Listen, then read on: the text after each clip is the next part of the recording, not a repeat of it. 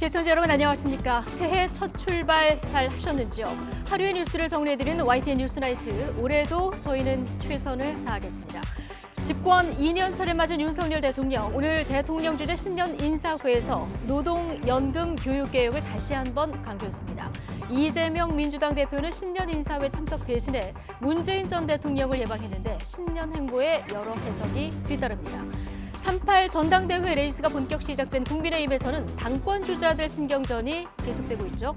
자, 얼음 같기만 했던 국회에 새해에는 훈풍도 좀 불어야 할 텐데 잠시 뒤 나이트 포커스에서 새해 정치권 분위기 파악해보겠습니다. 자, 월요일 뉴스나이트 오늘의 헤드라인부터 보시겠습니다.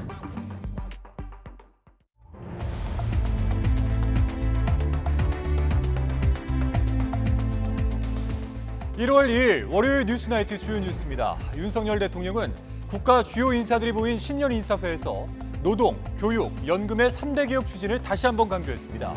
언론과의 신년 인터뷰에서는 북핵 대응을 위한 한미 공동연습을 추진하고 있다고 밝혔습니다.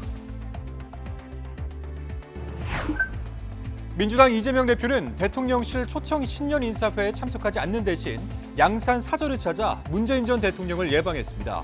성남FC 의혹 관련 검찰 소환을 앞두고 내부 결속 다지기 행보라는 해석이 나오고 있습니다. 3월 전당대회를 앞둔 국민의힘 당권 주자들은 이른바 윤심과 당심을 모두 잡기 위해 새해 벽두부터 분주하게 움직였습니다. 당권 주자 모두 수도권 출마를 선언하자는 수도권 험지 출마론을 두고는 미묘한 신경전도 펼쳐졌습니다. 부동산 시장 경착륙을 막기 위해서 정부가 관련 규제 완화에 본격 착수할 예정입니다. 원희룡 국토교통부 장관은 부동산 관련 금융과 규제 완화에 속도를 가하고 그린벨트 규제도 과감하게 풀겠다고 말했습니다. 대장동 개발 비리 사건을 수사하고 있는 검찰이 화천대유 대주주 김만배 씨의 측근 2명을 범죄 수익 은닉 혐의로 구속 기소했습니다. 이재명 대표 측의 연루 의혹에 침묵하고 있는 김 씨에게는 상당한 압박이 될 것으로 보입니다. 제2경인고속도로 방음터널 화재 당시 처음 불이 시작된 직배차에서 2년 전에도 주행 중에 비슷하게 불이 났던 것으로 확인됐습니다. 경찰은 차량을 운영해왔던 폐기물 수거 업체가 평소에 차량 안전 관리를 제대로 했는지 조사하고 있습니다. 올해 세계 경제는 미국과 유럽연합, 중국의 경기 둔화로 지난해보다 더 힘든 한 해가 될 것이라고 국제통화기관 IMF가 전망했습니다. 전 세계 3분의 1은 경기 침체에 빠질 수 있다는 경고도 나왔습니다.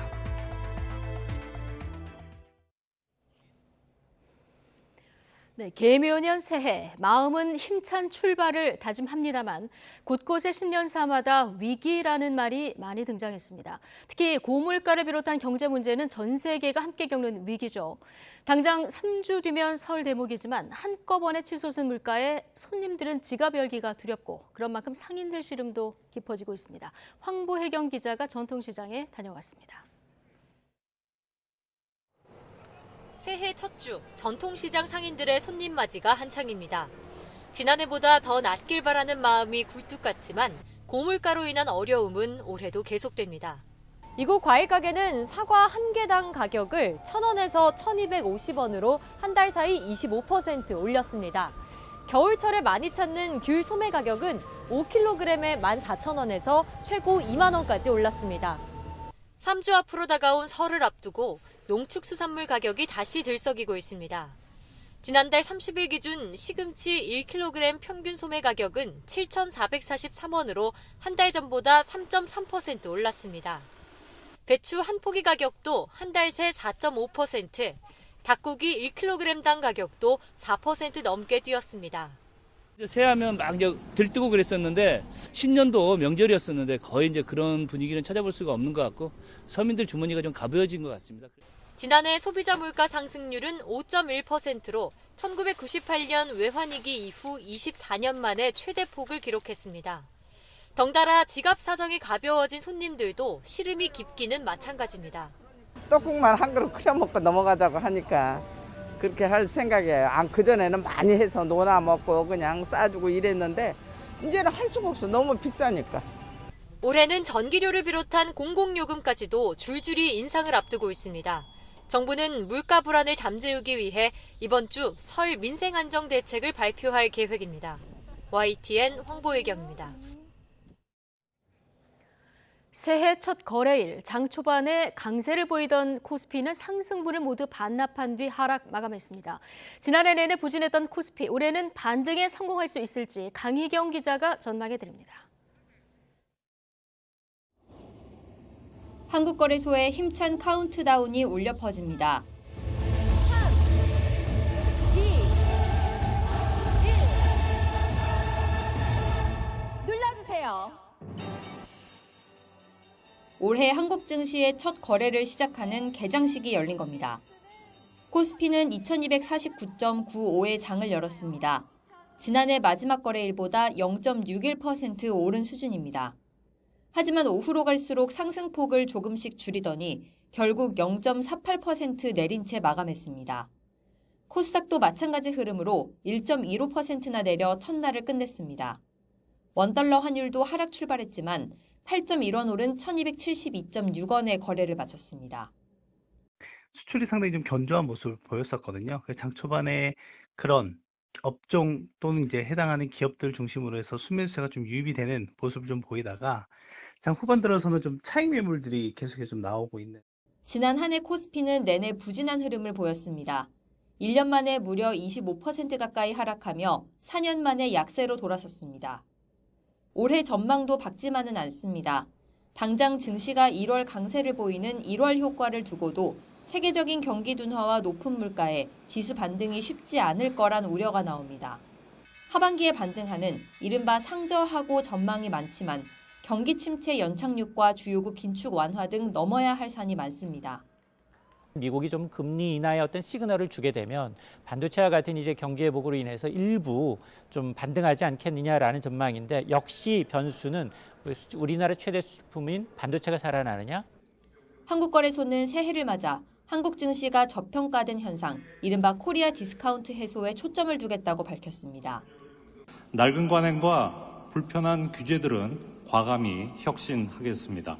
깜깜이 배당 관행을 개선하고 글로벌 투자자 진입 규제도 완화하도록 하겠습니다. 또 올해 상황이 녹록지 않을 것으로 보이지만 위기를 넘어 힘차게 재도약하는 한 해를 만들겠다고 강조했습니다. YTN 강희경입니다.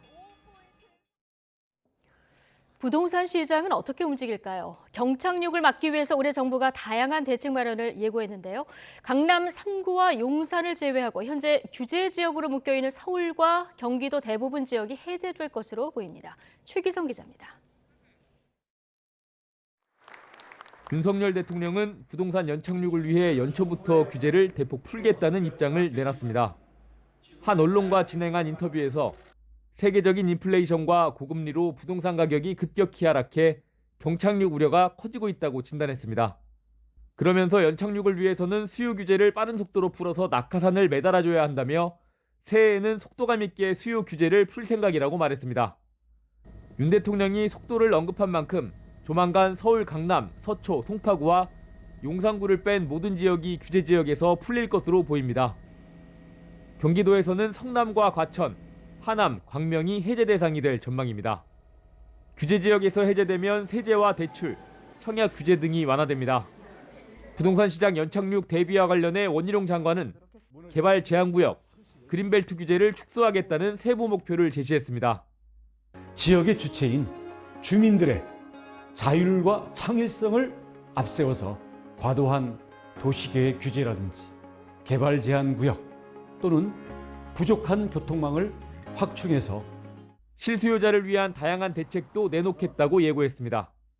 안정적인 주택 공급 기반을 유지하면서도 급격한 거래 단절로 실수요자들까지 어려움을 겪고 있는데, 이를 위한 금융의 완화라든지 규제의 완화에 속도를 가하겠습니다. 건설업계에 금융 지원책을 제공해서 부동산 거래 단절이 경제 위기로 이어지지 않도록 하겠다고도 했습니다. YTN 최기성입니다. 네, 미국과 유럽연합, 중국의 경기 둔화로 올해 세계 경제는 지난해보다도 더 힘든 해가 될 것으로 전망됐습니다. 국제통화기금 IMF는 세계 경제의 3분의 1은 경기 침체에 빠질 수 있다고 경고했습니다. 보도에 한영규 기자입니다. 게오르 기예바 국제통화기금 IMF 총재는 미국과 유럽연합, 중국이 동시에 경기 둔화를 보이고 있어 올해는 지난해보다 더 힘들 것이라고 말했습니다.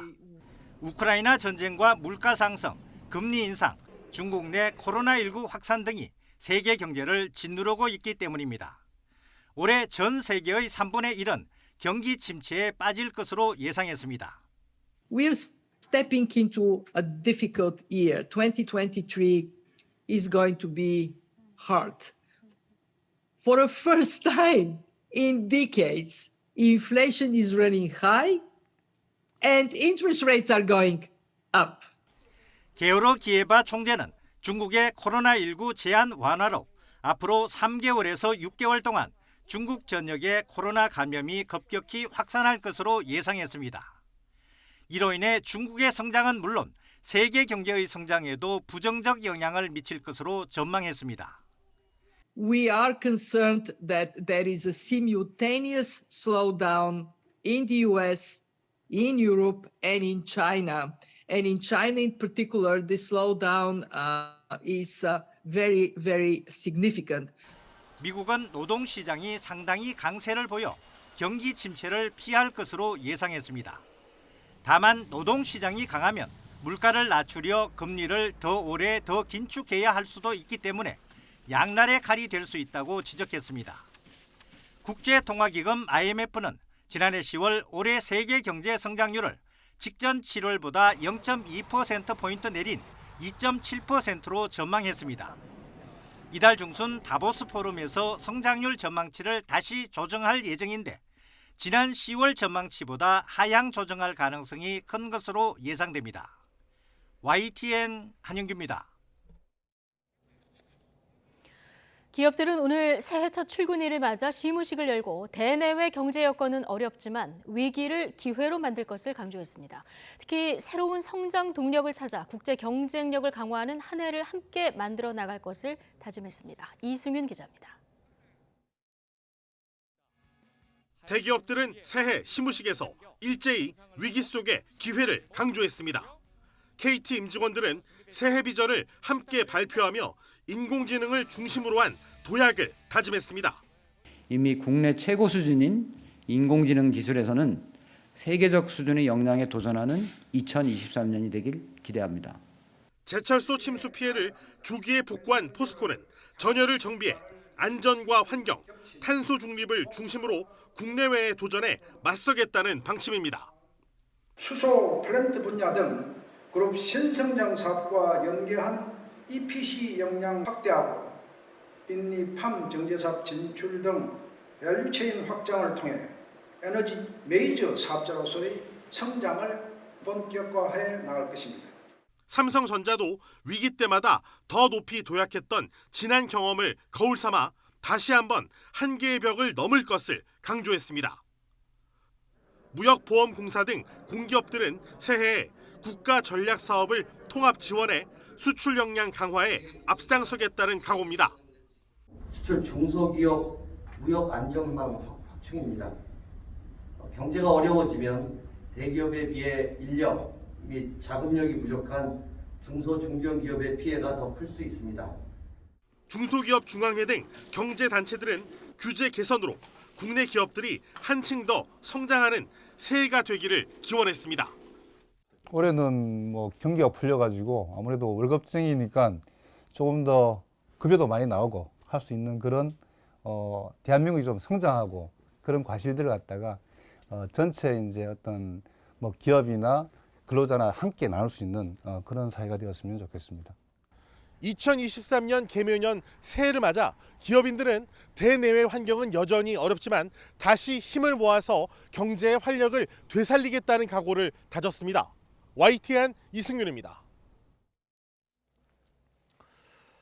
윤석열 대통령은 오부 요인과 여야 지도부 등이 참석한 신년 인사회에서 3대 개혁을 거듭 강조하며 경제 발전을 막는 폐단을 바로잡겠다 이렇게 다짐했습니다. 윤 대통령은 또한 국내 언론과의 신년 인터뷰에서 북핵 대응을 위한 한미 공동연습을 추진하고 있다고 밝히기도 했습니다. 박석영 기자입니다. 윤석열 대통령 부부가 신년 인사회 참석을 위해 청와대 영빈관을 찾았습니다. 국회의장과 대법원장 등 5부 요인, 국민의힘 정의당 지도부, 국무위원까지 200여 명이 모였습니다. 윤 대통령은 전날 신년사에 이어 기득권 타파를 내세우며 다시 한번 노동교육연금 3대 개혁을 강조했습니다. 기득권의 저항에 쉽게 무너진다면 우리의 지속 가능한 번영도 어렵게 됩니다. 발전을 가로막는 폐단을 신속하게 바로잡고 우리 모두 정상화의 속도를 내야 하겠습니다. 이어진 대통령 주재 수석비서관 회의에선 국정과제와 개혁 안건의 이행 상황을 수시로 점검해 국민과 약속을 지킬 수 있도록 최선을 다해달라고 당부했습니다. 윤 대통령은 또 경제계 인사들과 만나 신년 인사를 나눴습니다. 경제계 신년 인사회에 대통령이 참석한 건 지난 2016년 이후 7년 만입니다. 윤 대통령은 규제 개선과 노동 개혁을 확실히 추진해 정부가 성장을 뒷받침하겠다고 거듭 약속했습니다. 낡은 제도와 규제를 혁파하고 세제와 금융으로 투자 지원을 더욱 강화하겠습니다. 노사 법치주의 확립을 시작으로 노동개혁도 확실하게 추진하겠습니다. 신년 기자회견이 없었던 반면 특정 언론사와 단독 인터뷰를 진행한 내용도 공개됐습니다. 윤 대통령은 북핵에 대응하기 위해 미국의 핵전력을 한미가 공동기획, 공동연습 개념으로 운용하는 방안을 추진 중이라고 밝혔습니다. 핵무기 활용 계획과 정보를 공유하고 훈련도 공동으로 한다는 뜻으로 이에 대해 미국도 상당히 긍정적이라고 부연했습니다. 윤 대통령은 남북 정상회담 추진에 대해선 만남을 거부할 이유는 없다면서도 보여주기식 만남이 한반도 평화에 도움이 되겠느냐고 반문했습니다.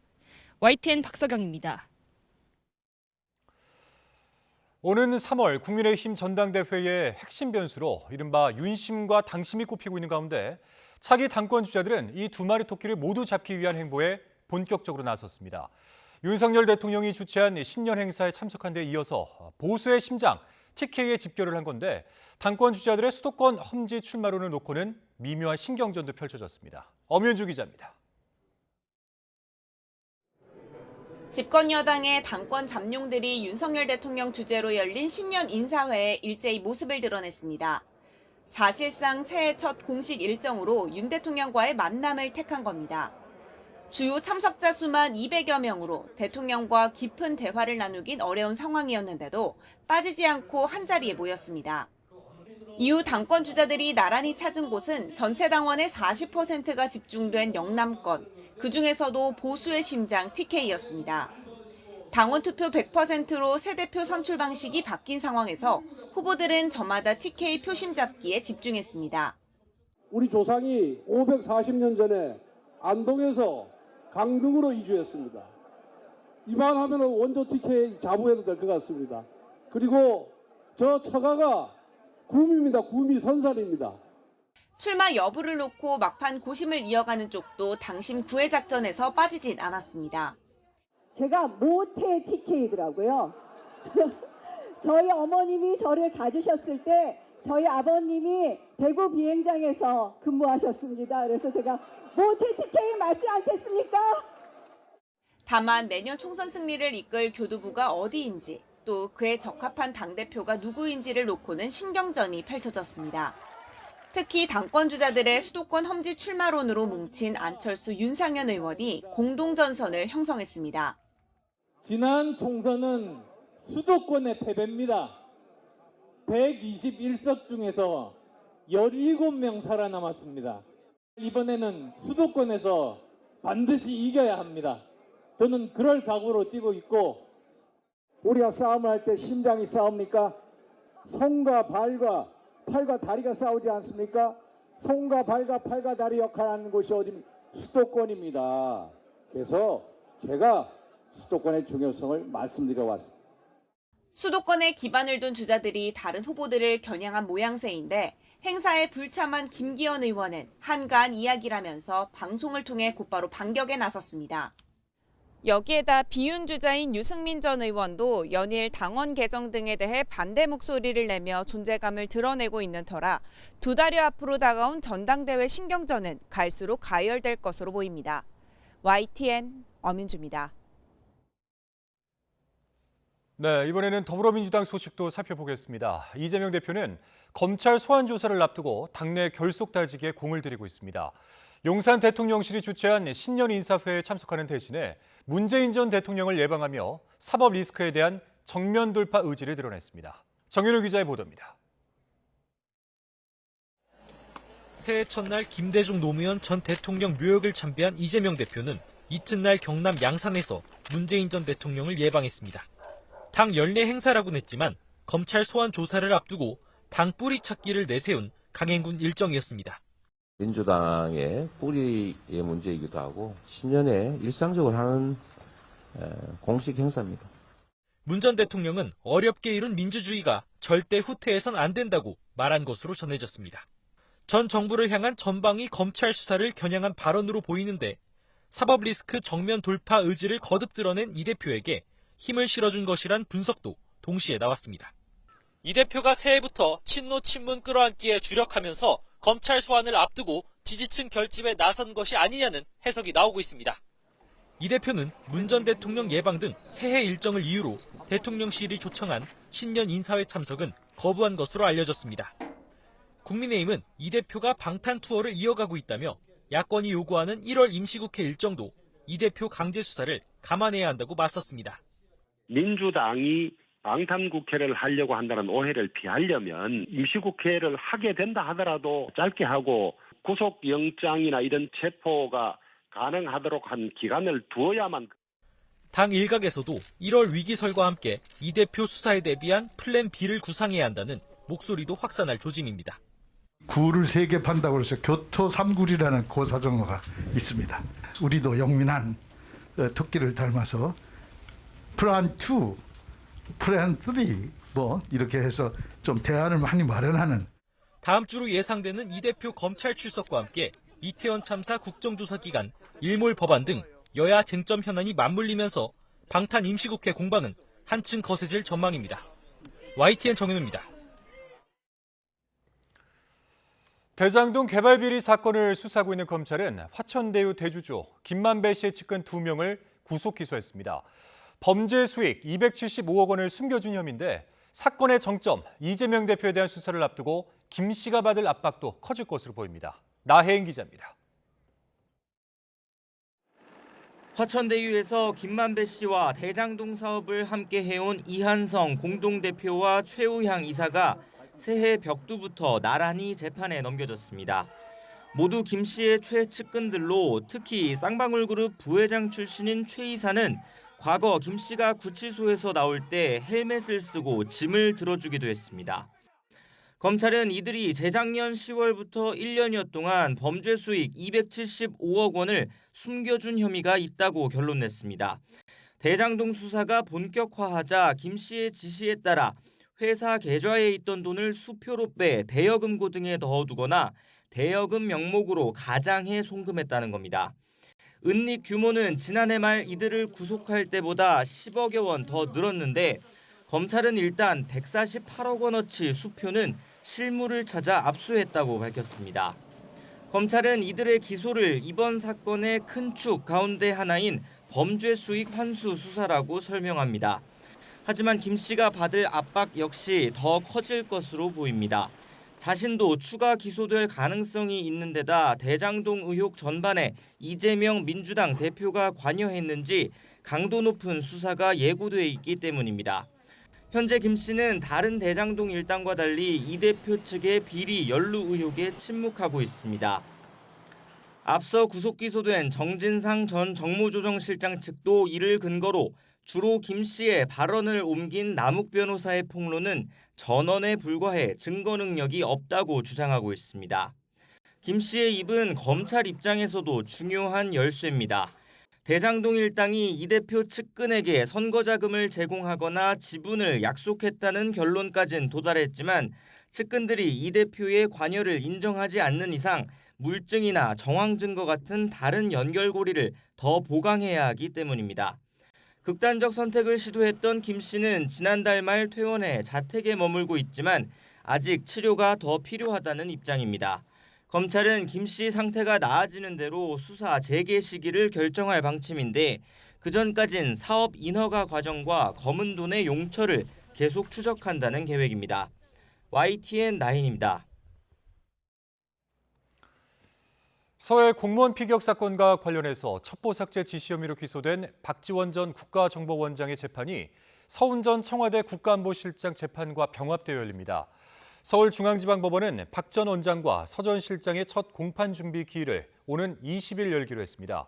이에 따라 서 전 실장과 박 전 원장은 물론 서욱 전 국방부 장관과 김홍희 전 해양경찰청장 등 서해 공무원 피격 사건으로 기소된 5명이 나란히 피고인석에 앉아 재판을 받게 됐습니다.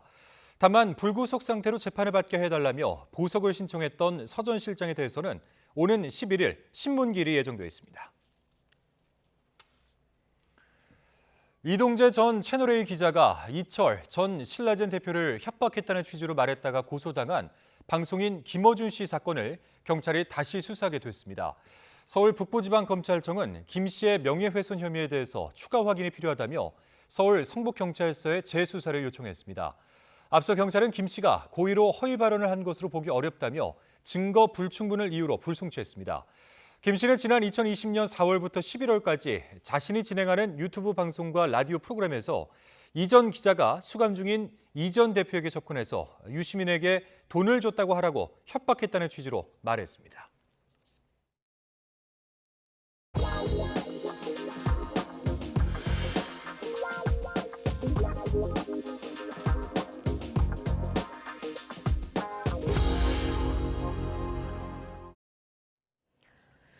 전 여자친구와 택시기사를 잇따라 살해한 혐의로 구속된 이기영이 피해자들의 휴대전화를 이용해서 마치 피해자들이 살아있는 것처럼 연기하면서 수사기관의 눈을 속인 사실이 추가로 확인됐습니다.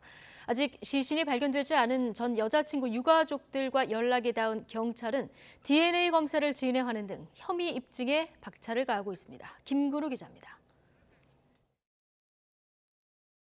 이기영은 택시기사를 살해한 뒤 휴대전화로 안부를 묻는 피해자의 가족들에게 바쁘다거나 전화하기 어렵다고 둘러대는 대범함을 보였습니다. 그러나 이게 처음이 아니었습니다. 이에 앞서 지난해 8월 전 여자친구를 살해하고도 휴대전화를 자기 것처럼 쓰면서 피해자 행세를 한 사실이 드러났습니다. 살해한 전 여자친구의 휴대전화로 지인들이 연락하자 바쁘다는 식의 문자 메시지를 보내서 피해자가 살아있는 것처럼 꾸미는 등 택시기사를 살해한 뒤 벌인 행동과 판박이었습니다. 이런 가운데 이기영이 전 여자친구의 시신을 유기했다고 진술한 경기 파주시 공릉천 일대 수색 작업은 뚜렷한 성과 없이 일주일 넘게 이어지고 있습니다. 경찰은 범행이 이뤄진 지난해 8월 중부지방에 큰 비가 자주 내린 만큼 시신이 바다로 휩쓸려갔을 가능성도 배제하기 어렵다고 보고 있습니다. 끝내 시신을 찾지 못한다면 이기영의 진술과 범행 현장에 남은 혈흔 등 간접 증거로만 혐의를 입증해야 하는데 경찰은 전 여자친구의 유족들을 수소문 끝에 찾아내 DNA 대조 작업을 진행하기로 해서 수사의 실마리가 될 수 있을지 주목됩니다. 범행 동기를 밝혀내는 것도 향후 수사의 핵심이 될 전망입니다. 돈을 빼앗을 목적으로 사람을 살해했다는 강도살인 혐의가 입증되면 무기징역이나 사형 둘 중 하나만 선고할 수 있지만 이기영의 진술대로 우발적으로 살인한 것으로 인정해 살인죄를 적용할 경우 양형이 훨씬 가벼워지기 때문입니다. 이기영의 추가 범행 의혹과 관련해선 새롭게 밝혀진 게 없습니다. 이기영의 통화 기록을 토대로 지인 380여 명을 조사했는데 또 다른 과거 여자친구 등 360여 명의 안전이 확인됐고 나머지 20여 명도 전화번호를 바꿔서 연락이 닿지 않는 등 특별한 범죄 혐의점은 없다는 게 경찰의 판단입니다. 경찰은 이기영을 이번 주 안에 검찰에 넘기고 송치 이후에도 일부 혐의에 관한 수사를 계속할 방침입니다. YTN 김근우입니다. 한동훈 법무부 장관이 신년사를 통해 이른바 미국의 제시카법을 거듭 언급하면서 실제 도입 여부와 시기에 관심이 쏠리고 있습니다. 법이 도입되면 조두순 같은 아동 성범죄자의 주거지를 제한할 수 있게 됩니다. 김다연 기자입니다. 지난해 우리 사회는 재범 우려가 큰 성범죄자의 활보 우려로 시끌시끌했습니다. 출소가 무산되긴 했지만 아동 연쇄 성범죄자 김근식이 머물기로 했던 지역의 주민들은 한때 도로까지 막아서며 분노했습니다. 상습 성폭행범 박병화가 자리 잡은 경기도 화성의 시민들은 강제 퇴거를 요구하고 있습니다. 아동 성폭행범 조두순의 이사 역시 극심한 반발에 부딪혔는데 특히 근처에 유치원과 학교가 많다는 점에서 주민들은 크게 불안해했습니다. 이런 상황 속 한동훈 법무부 장관이 새해를 맞아 첫 번째로 강조한 건 범죄로부터 안전한 나라입니다. 더는 미룰 수 없다며 콕 집어 말한 건 제시카 법이었습니다. 전과가 있는 아동 성범죄자가 40대에 출소하는 것에 대해서 저는 이해하기 어렵습니다. 미국의 제시카법을 우리나라 환경과 현실에 맞게 도입하는 방안, 획기적인 제도를 적극적으로 검토해야 할 때입니다. 제시카법은 미국에서 목숨을 잃은 아동 성폭행 피해자의 이름에서 유래한 법으로 12살 미만을 대상으로 성범죄를 저지른 경우 최소 징역 25년에 처하게 하고 평생 전자발찌를 착용하도록 규정하고 있습니다. 거주 제한이 핵심인데 주마다 차이는 있지만 플로리다주의 경우 아동 성범죄자는 출소 뒤 학교 등으로부터 300m 이내에는 살 수 없습니다. 법무부는 지난해 10월 제시카법을 포함한 해외 사례 연구를 위한 용역을 발주해 현재 막바지 작업을 벌이고 있습니다. 법무부 관계자는 우리나라 실정과 헌법 가치와의 충돌 여부, 국민적 공감대, 예산 등을 고려한 연구 결과가 조만간 나올 거라고 설명했습니다. 이원석 검찰총장도 신년사를 통해 가족과 이웃에게 언제든 범죄가 발생할 수 있음을 염두에 두고 국민의 안전과 재산을 보호하는 데 최선을 다해달라고 검찰 구성원에게 당부했습니다. YTN 김다연입니다. 전국 장애인 차별철폐연대가 법원이 낸 조정안에 따라 시위 시간 5분을 넘지 않도록 하겠다며 출근길 지하철 탑승 시위를 재개했는데요.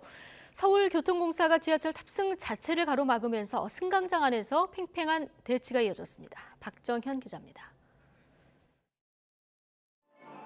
새해 첫 출근날 서울 지하철 4호선 삼각지역. 전국 장애인 차별철폐연대가 지하철 탑승 시위를 재개했습니다. 국회가 2023년 예산에 장애인 권리 예산을 충분히 반영하지 않았다며 13일 만에 다시 시위에 나선 겁니다. 서울교통공사는 시위를 중단하고 역사 밖으로 나가달라는 내용의 안내방송을 수차례 진행했습니다. 여기 응하지 않으면 열차에 아예 타지 못하게 하겠다며 스크린도어 앞을 역장 등이 온몸으로 막아섰습니다. 왜 나가야 됩니까? 저희는 지하철을 탑승하시는 분들이 있습니다. 그게 저희 임무입니다. 나가십시오. 지하철에 타려는 전장현 회원들과 이를 가로막는 역 직원들의 대치가 이어지며 승강장은 그야말로 아수라장이 됐습니다. 조금 늦게 나가는 날은 좀 이렇게 지각하는 날도 있고 그랬죠. 약간 30분 정도. 공사는 퇴거의 근거로 철도안전법 조항을 들었는데 이처럼 전장현의 지하철 승차 자체를 저지한 건 이번이 처음입니다. 앞서 법원은 전장현이 지하철 승하차 시위로 5분 넘게 운행을 지연시키면 1회에 500만 원을 공사에 지급하라며 강제 조정을 시도했습니다. 전장현은 이 같은 결정이 불합리하지만 시민 불편 등을 고려해 수용하겠다고 밝혔습니다. 그래서 5분을 맞춰놓은 타이머를 들고서 열차 탑승을 시도하기도 했습니다. 그러나 오세훈 서울시장은 단 1분의 지연도 허용할 수 없다면서 민영사적 대응을 통해 무관용으로 강력히 대응하겠다는 뜻을 꺾지 않았습니다. 공사 역시 이에 발맞춰 앞으로도 탑승을 원천 봉쇄하는 등 강경 대응 기조를 유지하면서 전장현을 상대로 추가 법적 조치에 나서겠다는 방침을 분명히 했습니다. 또 지난달 14일 이후 두 번째로 무정차 통과가 단행되며 양측 간 갈등을 풀 실마리가 좀처럼 보이지 않는 가운데 전장현은 삼각지역에 남아 1박 2일 시위를 이어가기로 했습니다. YTN 박정현입니다. 지난달 29일 제2경인고속도로 방음터널 화재 때 처음 불이 시작된 폐기물 수거 화물차에서 2년 전에도 주행 중에 비슷하게 불이 났던 것으로 파악됐습니다. 경찰은 화물차 운전자와 폐기물 수거업체를 조사하고 있는데 화재 피해가 커진 구체적인 원인을 밝히는 작업엔 아직 접근조차 못하고 있습니다. 김태원 기자입니다. 지난달 29일 제2경인고속도로 방음터널 화재 당시 불이 처음으로 시작된 집게차. 지난 2020년에도 역시 제2경인고속도로에 있는 요금소 근처를 달리다 불이 났던 것으로 확인됐습니다. 방음터널 화재 때 차를 몰았던 A씨가 그때도 운전대를 잡았는데 다행히 불이 더 번지지 않았고 인명피해도 없었습니다. 경찰은 2009년식인 집게차에 당시 이미 노후화에 따른 문제가 발생했을 가능성을 염두에 두고 있습니다. 배터리와 전기 배선 등 집게차 잔해물을 정밀 분석하면서 차량을 운용하는 폐기물 수거 업체에서 안전보건 일지 등을 확보하는 등 차량 관리에 문제가 없었는지 들여다보고 있습니다. 그러나 경찰 수사가 최초발화 부분에 머무르면서 피해가 왜 커졌는지를 규명하려면 아직 갈 길이 먼 상황입니다. 무엇보다 터널 천장과 벽에 폴리메탈 크리산 메틸, 아크릴 소재 탓에 불이 빠르게 확산했다는 지적이 나오지만 터널 시공사에 대한 수사는 착수조차 하지 못했습니다. 경찰 관계자는 아직 시공사 수사를 거론하기는 이르다며 다른 사안들과 함께 수사하는 만큼 차근차근 진행할 예정이라고 설명했습니다. 긴급 상황이 발생했다고 알려서 차들이 추가로 터널에 들어가지 못하게 막는 차단기가 화재 당시엔 왜 목통이 됐는지도 밝혀야 할 부분입니다. 차단기가 제대로 작동하지 않은 사실을 현장 조사를 통해 확인한 경찰은 고속도로 운영사를 상대로도 경위를 파악하고 있습니다. YTN 김태원입니다. 제2경인고속도로 방음터널 화재와 관련해서 경기도 안양과 성남 구간이 부분 개통됐습니다. 국토교통부는 그동안 교통을 통제했던 구간 가운데 사고 지점이 포함되지 않고 통행이 가능한 구간을 오늘부터 이틀 동안 차례대로 부분 개통하기로 했다고 밝혔습니다. 북의왕 나들목부터 여수대로 나들목 구간 13.76km 양방향과 동판교 나들목 인천 방향 진입은 모두 운행이 재개됐습니다. 석수 나들목에서 산막 나들목 구간 0.5km 중 통제 중인 성남 방향은 내일 낮 12시 개통할 예정입니다. 코로나19 위중증 환자 수가 이틀 연속 600명대를 기록하며 뚜렷한 증가세를 보이고 있습니다. 전문가들은 중환자가 늘고 있긴 하지만 재유행은 거의 정점에 접어든 것으로 보인다며 중환자도 줄어들 것으로 전망했습니다. 기정훈 기자가 보도합니다. 코로나19 위중증 환자 637명, 새해 들어 이틀 연속 600명대입니다.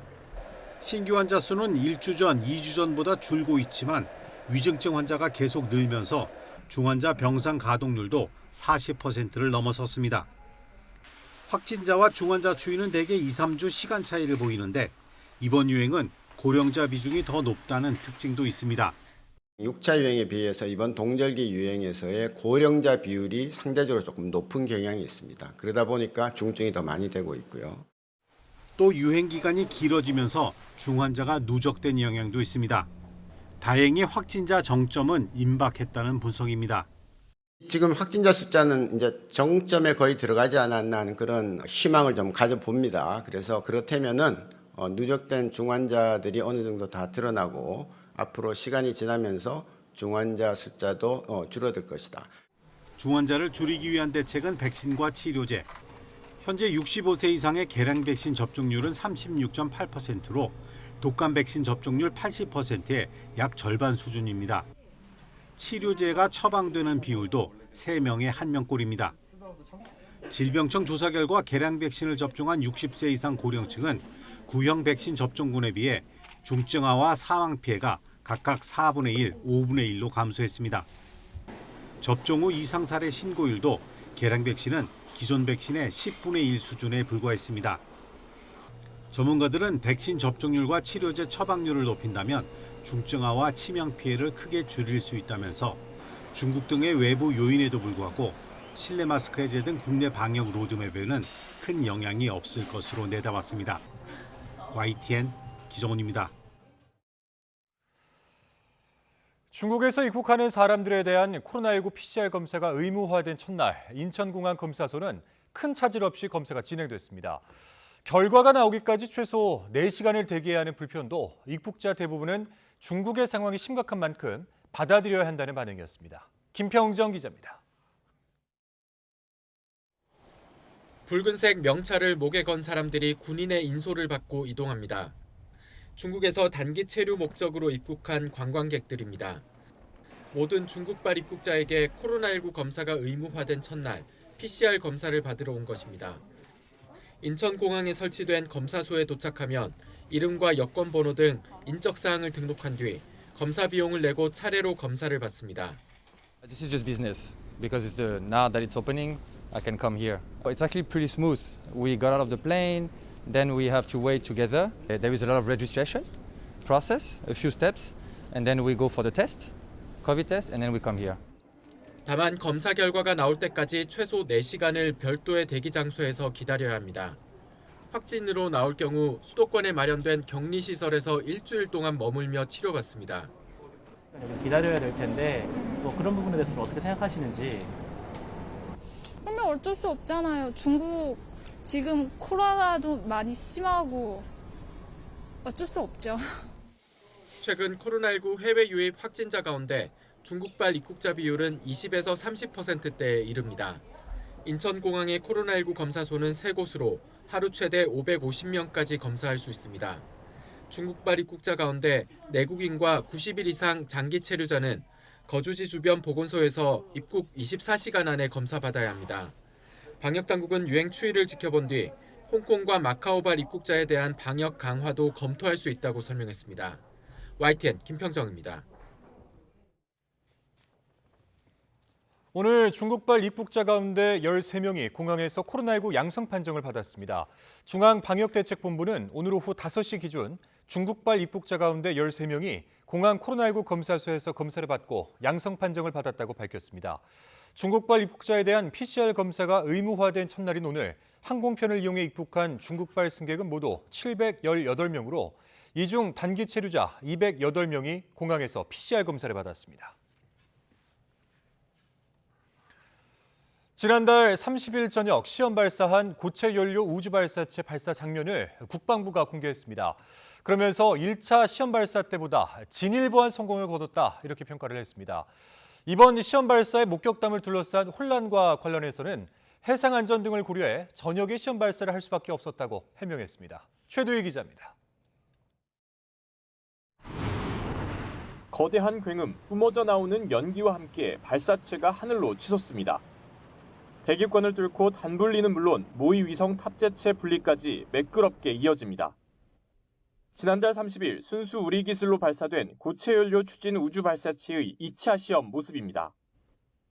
이번 발사에선 1단을 제외한 2, 3, 4단의 엔진 점화와 연소 시험을 진행했고 페어링 분리는 물론 모의 위성 탑재체 분리 검증까지 이뤄졌습니다. 국방부는 지난해 3월 있었던 1차 시험과 비교했을 때보다 진일보한 것으로 평가했습니다. 고체연료 추진 발사체는 액체연료 추진 발사체보다 이동이 쉽고 저비용으로 단기간 대량 생산이 가능하다는 장점이 있습니다. 국방부는 우리 군의 독자적 우주전력 건설의 기반을 다지는 중요한 이정표라고 자평했습니다. 다만 최종 개발 단계인 1단 분리 시험을 제외한 결과인 만큼 불완전한 결과라는 지적도 나옵니다.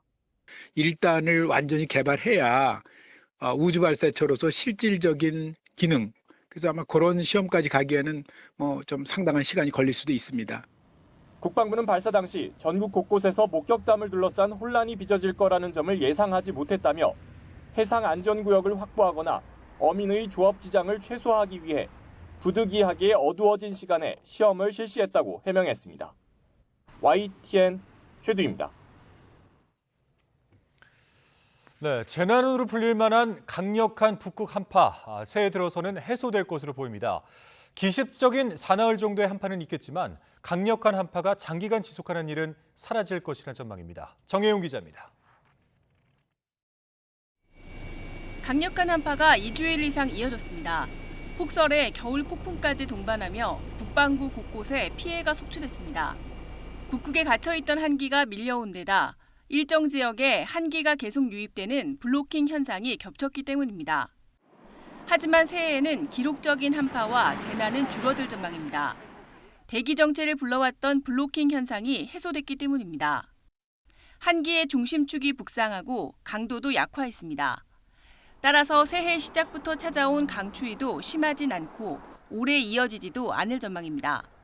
최근 한반도 주변의 공기 흐름을 막고 있던 동쪽의 블로킹이 점차 해소됨에 따라 최근 이어지고 있는 추위는 앞으로 2일에서 3일가량 더 지속된 후 앞으로 평년의 기온을 회복할 것으로 예상됩니다. 다음 주 중반까지도 심한 추위는 없을 것으로 보입니다. 강력한 북극 한기가 우리나라까지 밀려와 영향을 줄 가능성이 낮기 때문입니다. 현재 북극 한기는 중립 상태고 예측 모델로 봤을 때 다음 주 중반까지는 북극 한기가 남아할 가능성은 낮아 보입니다. 전문가들은 1월 중에 강력한 한파가 찾아올 수는 있지만 오랜 기간 지속하지는 않을 것으로 보여 12월처럼 심한 한파가 재현될 가능성은 낮다고 밝혔습니다. YTN 정혜윤입니다.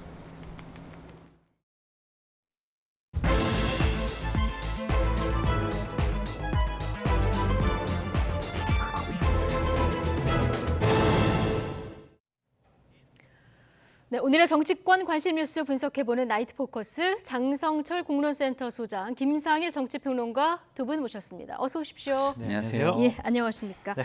새해를 맞이했는데요. 장성철 소장님 뭐 좋은 꿈 좀 꾸셨습니까? 아닙니다. 제가 요즘에 좀 네. 심란한 부분들이 있어가지고 예. 좀 불길한 꿈만 좀 꿨습니다. 정말요? 아, 좋은 꿈자리가 일 많으셔야 될 싸놨어요. 텐데. 김상일 평론가는 뭐 올해 작심한 일 좀 있으십니까? 글쎄요. 뭐 이렇게 뭐 좀 심란한 일이 많잖아요. 뭐 여야가 이렇게 계속 답답하게 만들고 두 있어가지고 분 다 정치평론을 하시다 보니까. 예, 계속 가위가 눌리고 있습니다. 제가 좀 분위기를 밝게 하려고 질문을 드렸는데 더 무거워졌네요. 어쨌든 두 분 그리고 시청자 여러분 모두 지금 새해에는 건강하고 또 무탈하시기를 기원하면서 새해 첫 나이트 포커스 그럼 본격적으로 시작해 보겠습니다. 자, 오늘 윤석열 대통령 주재 신년 인사회가 열렸습니다. 어제 신년사회에서 윤 대통령 또 그 3대 개혁을 강조했습니다. 이 외에도 여러 가지 얘기를 많이 하셨던데 전체적으로 어떻게 들으셨습니까? 우리나라에서 가장 필요한 것이 노동개혁이다, 연금개혁이다, 교육개혁이다. 이 부분에 대해서는 지치지 않고 또한 저항이 많이 있더라도 밀고 나가겠다라는 의지를 다시 한번 표명한 것이 아닌가라는 생각이 듭니다. 예. 특히 이제 노동개혁, 노사개혁과 관련해서는 왜 이러냐, 왜 이것을 강조하느냐. 결국에는 노동개혁을 통해서 우리 경제의 성장을 견인해 나가야 한다. 그런 대통령의 입장이 강하게 투영된 것이다라고 볼 수밖에 없어요. 예. 노사 노노관계의 공정성을 확립을 하겠다. 근로 현장의 안전을 개선하겠다. 노동시장 이중구조를 개선하겠다. 노사 법치주의를 확립하겠다. 이런 것들은 지금 대한민국이 경제적으로 민생적으로 어려운 부분 근본적인 요인은 노동개혁을 통해서 이뤄낼 수 있다라고 대통령께서 판단한 것 같습니다. 예. 많은 국민들은 이 부분에 대해서는 좀 박수를 치고 있는 것 같고요. 대통령께서 지치지 않고 3대 개혁을 완수했으면 좋겠다라는 개인적인 바람도 있습니다. 예.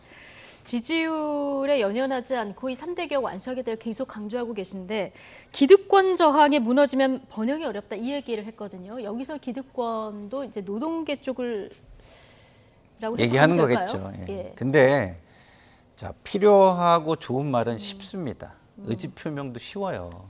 그런데 그것을 이루어내는 거는 정말 어려운 겁니다. 근데 지금 말씀하시는 게 계속 선언을 하시지 뭘 어떻게 하겠다는 게 없어요. 어떻게 하겠다는 게 굉장히 어려운 거거든요.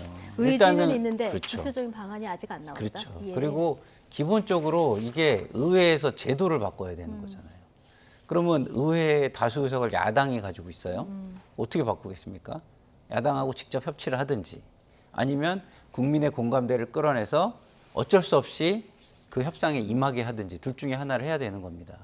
근데 그럼 이건 공론회장에서 토론을 하고 이해관계자들의 이야기를 듣고 어느 정도의 타협을 내놓고 이런 것들을 국민이 알아야 거기에 동의하고 공감을 할 텐데 그런 게 없이 하시겠다고만 지금 말씀을 계속 하시는 거예요. 그래서 이게 어느 정도 시간 동안은 효과가 있을지 모르지만 그걸 넘어가면 이게 오히려 부메랑이 될 수도 있지 않을까 그런 부분이 좀 전 우려스럽습니다. 의지를 지금 막 보였으니까 이제부터 이제 방안을 좀 강구하지 않겠습니까? 그러니까 제가 보수 패널로서 역할을 좀 해야 될 것 같은데 신년사잖아요. 지금 신년 인사회란 말이에요. 그 자리에서 어떻게 구체적인 얘기들을 다 합니까? 큰 비전, 원칙, 나가야 될 방향 이런 것들을 제시하는 것이 신년사지 10분 동안의 인사말과 신년 기자회견을 통해서 어떠한 구체적인 얘기를 할 수 있겠어요? 그래서 앞으로 참모들은 제대로 준비를 해야 될 것 같습니다. 대통령께서 큰 원칙을 내세웠으면 체계적으로 어떻게 해나가는 실행 수단을 제대로 강구를 해야지 안 그러면 김상일 평론가 얘기한 것처럼 그냥 말만 한 거 아니야? 성과는 없네? 그렇게 되면요 결국에는 윤석열 정권 무능하다 이런 프레임에 갇힐 수밖에 없어요. 화두는 잘 던졌다. 그것을 실행할 수 있는 로드맵 제대로 마련해야 한다라고 말씀드립니다. 참모진들의 역할이 지금부터 중요하다. 그럼요. 예. 자, 청와대 영빈관 요즘에 사용이 잦더라고요. 네. 오늘도 청와대 영빈관에서 역시 신년 인사회가 열렸는데요. 신년 인사회에 오부 요인 또 여야 지도부 이렇게 200명 정도가 참석을 했는데요. 민주당 지도부는 불참했습니다. 이재명 대표 불참한 이유에 대해서 이렇게 답변했는데요. 직접 듣고 오시죠. 참석하지 않고 오늘 문재인 대통령 예방을 결정하신지 이유가 궁금합니다. 처음 듣는 얘기인데요. 여러 사람들하고 인사회 하는데 저를 오라고 했다고요? 신년 인사회 얘기는 처음 듣는 얘기인데. 지난 22일 그 행안부로부터 신년 인사에 초청한다고 하는 메일이 저희 대표 메일로 이제 접수가 되었습니다. 오늘 예정되어 있는 일정이 있어서 참석이 불가하다는 내용으로 행안부에 이제 회신을 한 바가 있습니다. 예정된 일정 때문에 불참하게 된 것이긴 한데 굳이 뭐 피할 이유는 없었습니다. 다만 좀 안타까운 것은 야당 지도부를 초청하면서 전화 한 통 없이 이메일을 뚝 보내고 그런 초대 방식은 좀 이해할 수 없다는 점을 뭐 개인적인 의견으로 덧붙입니다. 네. 이재명 대표 반응을 보면 저를 오라고 했다고요? 처음 듣는 이야기다. 이렇게 깜짝 놀랐다는 반응을 보고 오셨는데요. 이거 그러면 대표에게 보고가 안 된 겁니까? 어떻게 된 겁니까? 제가 볼 때는 보고가 안 됐을 리는 없을 것 같고요. 그 초청 자체가 너무 가벼웠기 때문에 예. 다들 그냥 지나친 것이 아닌가. 이걸 초청이라고 과연 생각해야 되나? 이거는 그냥 한번 먼저 온 거겠지. 네. 진짜 초청은 좀 무게 있게 다시 오겠지. 이렇게 생각한 거 아닐까? 그렇게 이런 생각이 추측을 하신다. 들어요. 예, 지금 저는 그렇게 당대표 생각합니다. 비서실장인 천준호 의원은 전화도 없이 메일만 딱 보냈다. 그러니까요. 이렇게 얘기를 하고 있는데 그거를 전례에 비춰볼 때 초청이라고 느껴지겠어요? 그럼 예, 다시 그것도 한번 대표 메일로 그냥 한 번 왔다 그러면은 수많은 메일들이 그 메일로 들어올 텐데 예. 그것을 무게 있는 어떤 초청으로 생각을 했을까? 뭐 다시 뭐 이렇게 좀 제대로 된 초청이 오겠지 이런 생각을 하지 않았을까요? 예, 그래도 날짜가 다가왔는데 그럼 비서진 입장이라고 하면 확인은 해야 되죠. 그러니까 너무 가볍게 이제 보내니까 가볍게 받아들이고 잊어버린 거일 수 있겠죠. 그래서 저는 그런 생각이 들어요. 이게 미끼에 걸렸구나. 미끼에 걸렸구나. 예. 안 오길 바라면서 툭 던진 거를 진짜 안 가게 된 거 아닌가 이런 생각이 들어요. 진짜 오기를 바랬다면 네. 이메일 하나를 보냈을까요? 제1야당 그것도 다수당 그리고 절대적인 예. 협력이 필요한 정당의 대표에게 예. 저는 오지 마라 이러고 보낸 이메일 아니었나 싶은 생각이 예. 듭니다. 정의당도 오늘 참석을 하긴 했는데 어쨌든 지금 민주당 얘기로는 22일 2시에 이제 메일이 왔는데 6시까지 회신을 해달라. 자, 이렇기 때문에 이 초청 과정을 좀 문제 삼고 있는데요. 지금 국민의힘에서는 특별대우 바라는 거냐 핑계로 들린다 이런 식으로 얘기를 하고 있는데 네. 저는 조금 다른 생각을 갖고 있어요.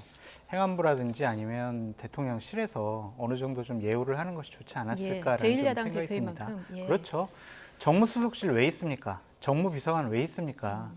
저런 것들을 뭐 예를 들면 초청장 같은 거 갖다 주면서 여야 간의 대통령실과 또 야당 간의 대화의 문을 조금 열을 수 있는 계기가 될 수 있잖아요. 일반적으로는 그렇게 합니까? 그때 보통 이제 저가 이제 당대표실에 있었을 때는 네. 전화가 오거나 아니면 초청장을 좀 가지고 왔어요. 가지고 직접 방문하거나. 예, 예. 정무비서관이 아니더라도 정무수석실에 행정관이 와가지고 직접 좀 정중하게 초청하는 그런 모양새를 취했었거든요.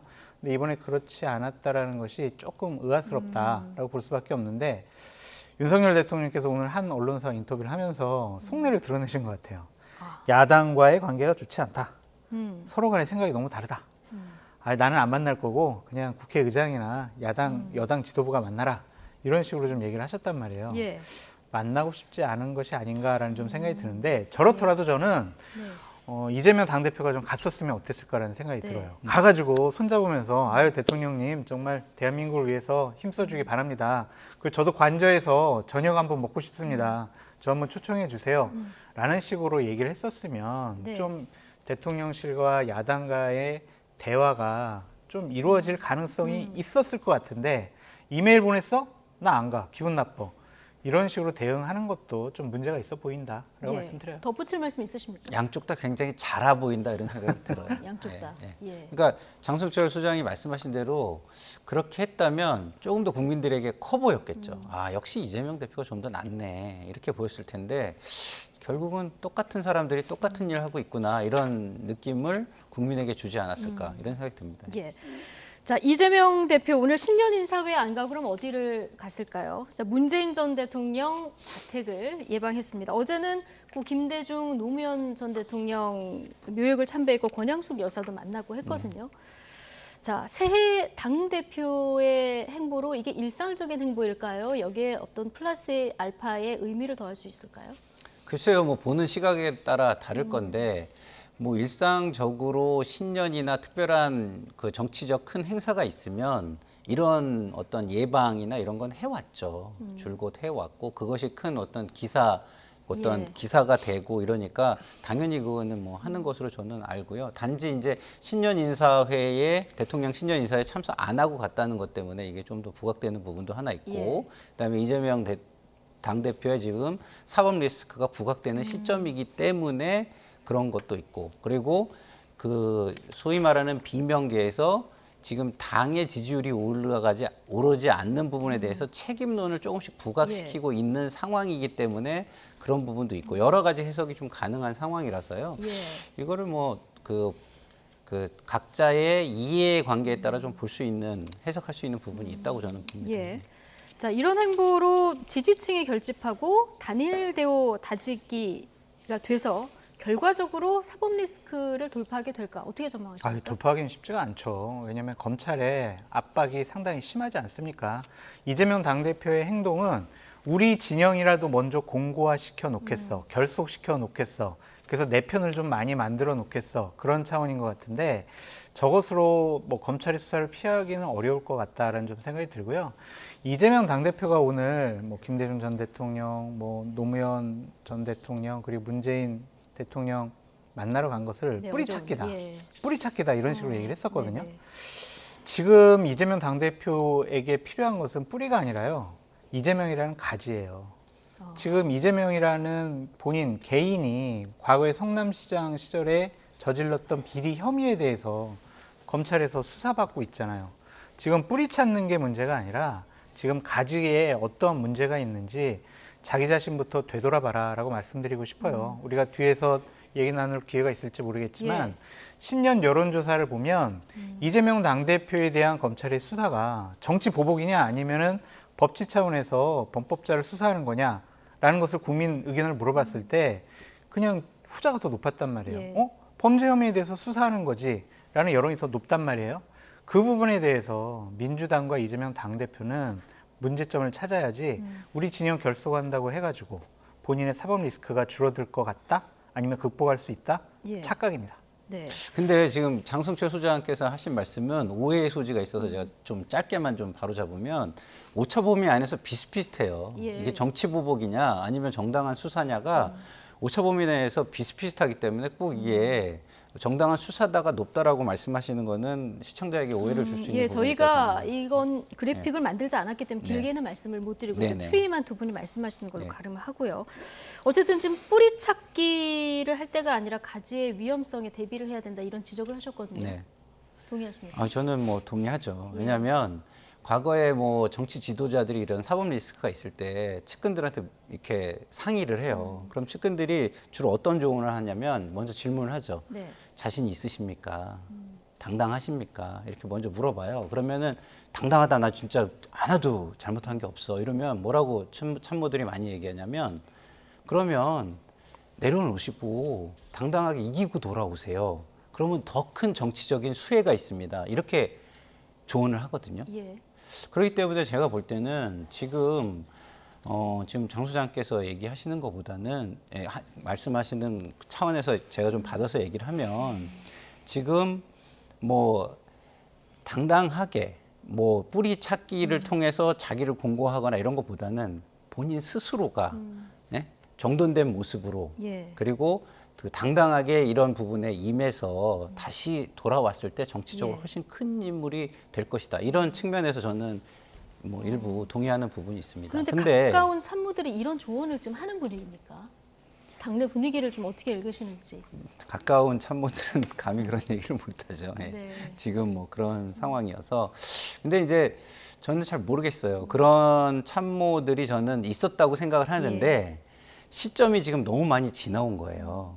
그래서 과거에 제가 이제 들은 게 한 참모에게 들은 건데 가까운 참모예요. 들은 게 본인은 그렇게 조언을 했다는 거예요. 이게 지금 현재 실질적 권력을 진 자와 강자의 모습으로 싸우면 결국은 깨지게 돼 있다. 그러니까 약자의 모습을 인정하고 전략을 세워서 싸워라 이런 조언을 했다고 하더라고요. 근데 저는 그 말에 진짜 동의하거든요.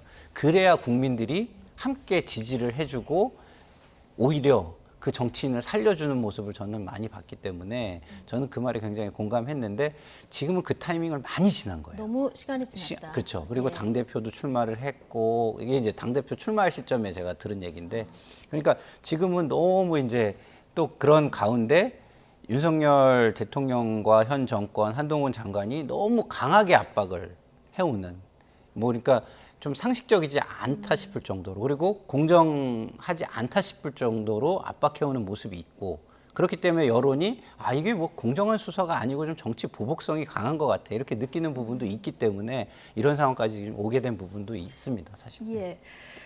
자 오늘 문재인 대통령과 만남에서 문 전 대통령은 이런 얘기를 했다고 합니다. 우리가 어렵게 이룬 민주주의가 절대로 후퇴해서는 안 된다. 그러면서 이재명 당 대표를 중심으로 민주당이 민생 해결에 최선을 다하기를 당부한다 이런 얘기를 했다고 하는데 이재명 대표를 중심으로 자 이렇게 얘기한 것을 두고 좀 이 대표에 힘을 실어준 게 아니냐 이런 해석도 나옵니다. 원론적인 얘기고 당연히 전직 대통령으로서 현직 당 대표에게 저런 얘기를 해야지.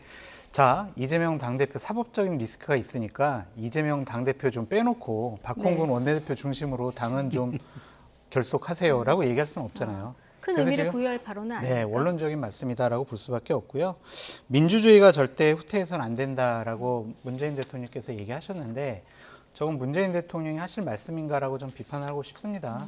문재인 정권 시절에 나라를 좀 반쪽으로 진영의 대통령이 아니냐 그런 비판을 문재인 대통령이 많이 받았거든요. 네. 서초동과 광화문으로 대립되는 것처럼 국민을 반으로 좀 갈른 통치를 하지 않았느냐라고 좀 비판을 많이 받았습니다. 그런 분이 지금 민주주의 위기다라고 말씀을 하신 것은 좀 어불성설이 아니냐라고 비판해보고 싶습니다. 예. 자, 당 내에서 여전히 이 대표에 대한 비판적 여론도 좀 나오고 있는 상황인데요. 문재인 정권에서 청와대 정무수석 비서관을 지낸 최재성 전 의원 발언 직접 듣고 오시죠. 당시 두 분의 최종 득표율하고 지금 지지율하고 보면 이재명 후보가 더 많이 까먹었어요. 연이은 실책을 했거든요. 광화문에 윤석열 정권 퇴진 집회에 나가든 안 나가든 마음대로 하든 당의 방침이 있어야 되는 거예요. 국조 합의하고 또 이상민 행안부 장관에 대해서 최후 통첩을 했잖아요. 고개가 갸우뚱대죠. 저는 첼리스트 사건 같은 경우는 정말 크다고 봐요. 그냥 무불통으로 지도부 회의까지 와서 틀어대면 이게 이제 김의겸 의원 개인에서 민주당의 이 하나의 행위로 돼버리잖아요. 그러면 뭘 얘기를 해도 국민들은 아 저거 좀 믿을 수 있나. 네. 자, 대선 기준으로 봤을 때 윤석열 대통령보다 지지율을 더 까먹었다. 그러면서 연이은 실책을 이제 조목조목 지적을 했습니다. 최재성 전 정무수석의 이런 지적 어떻게 들으셨습니까? 그러니까 그 부분을 이재명 대표 측의 측근들이 좀 고민을 저는 해야 된다고 봐요. 그러니까 사법 리스크는 사법 리스크인 거고요. 그건 뭐 사실은 똘똘 뭉쳐서 대응을 해드릴 수 있습니다만은 더 중요한 거는 이 상황을 우리가 탈출하는 거예요. 다시 말해서 집권의 희망을 보여주는 거거든요. 근데 집권의 희망을 보여주기에는 지금 지지율이 너무 안 나오는 게 사실입니다. 예를 들어가지고 JTBC 여론조사 뭐 얘기를 해도 되는지 모르겠습니다. 거기 보면은요, 윤석열 대통령의 부정, 그 국정 운영 지지율의 그 긍정이 37%잖아요. 이재명 당대표의 당 운영 지지율이 37.6%인가 별로 차이가 나질 않아요. 그러니까 그런 걸 보면 이렇게 지금 윤석열 정부가 뭐 하나 보여주는 거 없고 뭐 하나 잘하는 거 없는 상황에서 그 지지가 민주당으로 모이지 않는다. 예. 그것은 민주당이 대안이 될 수 없다. 그리고 희망을 보기가 어렵다. 이걸 의미하는 거잖아요. 그래서 이 부분을 빨리 해결할 수 있는 그런 것들을 측근들이 좀 고민해야 되는 것은 사실인 것 같습니다. 예. 특히 민주당 신뢰 문제를 지적하면서 첼리스트 사건을 꼭 집었거든요. 좀 1년에 몇 번의 이런 일들이 겹치면서 이런 신뢰 좀 국민들이 이 신뢰를 좀 잃어가고 있다. 여기에 동의하시나요? 그렇죠. 그러니까 정치는 말로 하는 거고 국민과 함께 하는 거잖아요. 그런데 국민들이 무슨 얘기를 했는데 그게 들리지 않는 상황이 된다면은 그거는 진짜 아주 공허한 메아리 아니겠습니까? 예. 그런데 김우겸 의원이 그런 첼리스트 그런 건처럼 굉장히 큰 어떻게 네. 보면은 정치적 실수를 했는데 당대표가 그분을 대변인으로 그리고 당의 공식 목소리로 계속 쓰고 있다. 네. 이런 것들은 국민의 신뢰를 깎아먹는 대표적인 사례라고 말할 수 있다고 봐요. 예. 당 3인 고문을 맡고 있는 문희상 전 의장이 이런 얘기를 한 부분이 오늘 많이들 쓰시던데요. 교토 3굴, 꽤 있는 토끼는 굴을 3개 판다 이런 뜻이던데요. 이재명 대표 옆에 두고 이 얘기를 했더라고요. 이 플랜 2, 3 어떻게 해석하십니까? 그러니까 이게 두 가지로 우리가 나눠서 해석할 예. 수 있어요. 그러니까 이재명 당대표가 사법 리스크 때문에 어떠한 당대표직을 수행하지 못할 경우가 있다. 네. 그렇다면 당의 지도부는 어떻게 구성할 것이냐. 그 부분에 대해서 미리 좀 대비를 해라 네. 라고 해석할 수도 있는 거고요. 자, 이재명 당대표가 사법 리스크가 크니까 우리가 투쟁의 강도를 높여야 되는 부분이 있다. 네. 그건 첫째 플랜 1. 우리가 국회 압도적인 의석수를 갖고 있으니까 국회에서 임시국회 계속 소집을 해가지고 정부의 잘못을 지적하자라고 할 수도 있고 아니면 장애투쟁하자 네. 할 수도 있고 아니면은 자 그냥 윤석열 정권 2023년도 한번 자기들끼리 일을 해보도록 정부 조직 법안도 처리를 해주고 또한 정부에서 예. 내놓은 법안들 처리를 해줌으로써 책임을 다 일단은 윤석열 정부에 떠넘겨보자. 그러고 나서 연말쯤에 가서 제대로 일 못하면 국정감사나 예산안 국회 때 잘못을 지적을 하자. 일단은 협조해주자. 이런 플랜인지 우리는 알 수는 없지만 전자라고 생각하십니까? 후자라고 생각하십니까? 이재명 당대표에 대한 리스크에 대한 인물에 대한 리스크. 플랜인 것 같아요. 근데 이런 부분들 다 합리적으로 좀 섞어서 생각을 해봐야 될 것 같아요. 김상현 평론가 잘 설명해 주셨지만 한 여론조사에 의하면은요 2024년 총선에 어디를 지지할 거냐? 야당을 지지할 네. 겁니다라는 여론조사가 높은 수치도 있어요. 그런데 민주당 지지율은 낮단 말이에요. 왜 그러겠냐고요. 그럼 그 해답은 숙제는 이재명 당대표의 사법 리스크 때문에 민주당을 지지 못하겠다라는 중도층 국민들의 의견을 예. 민주당이나 이재명 당대표가 인식하고 자신들의 처신에 대해서 새롭게 판단해야 될 시점이 아닌가. 그래서 신년 여론조사를 민주당에서 자세하게 좀 검토해보고 분석해 보시라라고 말씀드립니다. 예. 김상일 평론가는 플랜 2, 3 어떻게 해석하십니까? 저도 비슷하게 해석합니다. 그 민주주의는 공존과 공화예요. 그러니까 공존 공화에 중도층이 빠질 수가 없습니다. 그러니까 우리끼리 하는 게 어떻게 공존이 되고 우리끼리 하는 게 어떻게 공존과 공화가 되겠습니까? 그게 불가능한 거거든요. 그러면 우리끼리를 벗어날 수 있는 거를 찾아야죠. 그러면 그것이 아까 제가 말씀드린 것처럼 당대표로서 정말 내가 당당하다면 탄압을 받고 그 탄압 속에서 내가 살아올게. 이렇게 결단을 하시는 것도 하나의 방법이고 또 다른 어떤 민생 이슈를 정말 어젠다 세팅을 잘 할 수 있는 인물을 찾아서 네. 그 사람을 대변인으로 세워가지고 내지는 뭐 정책위 의장으로 세워가지고 내지는 그 정책의 뭐 태스크포스 팀의 장으로 세워가지고 그거를 이슈를 중심에 세울 수 있다. 그래서 당을 그 이슈 중심으로 끌고 가가지고 지지율을 견인할 수 있다. 뭐 어떤 무언가의 대책을 내놔야 됩니다. 그러지 않고 지금 이렇게 간다면은 정당이 중도층을 확장해서 정권을 가져오거나 아니면 어떤 공직을 가져오지 못한다. 그러면 당대표로서 그거를 잘한다고 말하기가 좀 어렵잖아요. 예. 그런 측면을 저는 좀 되돌아보고 고민을 많이 해야 된다 이런 생각이 듭니다. 네. 제가 한 말씀 더 드리고 싶은 게 있는데 민주당이 지난번에 있었던 노웅래 의원 체포동의안 부결시킨 거 있잖아요. 네. 이것이 과연 국민들이 어떻게 생각을 하는지 다시 한번 좀 검토해봤으면 좋겠어요. 좋은 기회를 전 놓쳤다고 생각을 합니다. 민주당 저희들은요 부정부패 앞에서 의원들의 기득권 지키는 그런 정당 아닙니다. 우리가 억울하고 뭐 검찰의 보복 수사일 수도 있지만은 일단은 저희는 기득권 버리겠습니다. 국회의원 특권 버리겠습니다. 부정부패 혐의에 대해서는 우리가 단호하게 대처하겠습니다. 라고 끊고 갔으면 국민들이나 중도층이 이렇게 반응을 보이지 않았을 것 같아요. 말과 행동이 다른 부분에 대해서 민주당이 과연 이재명의 민주당이 과연 다음번에 총선에서 지지할 정당인지 아니면 수권 정당으로서 역할을 제대로 할 수 있을 것인지 그런 부분에 대한 의무감이 지금 국민들에게 있다라고 볼 수밖에 없어요. 노웅래 의원 체포동의안 부결이 좀 아쉽다 이 얘기를 해주셨는데 정청래 의원 같은 경우는 한동훈 장관을 땡큐 이렇게 얘기를 하던데요. 예. 뭐 정청래 의원의 특유의 어법이니까 뭐 그걸 제가 논평하기는 좀 그렇고요. 근데 일반적으로 저는 자꾸 중도층을 보라고 이야기를 하는 거고 그분들은 이제 지지층을 보시는 것 같아요. 지지층을 보면 땡큐 맞죠. 근데 중도층을 보면은 땡큐가 아닐 수도 있죠.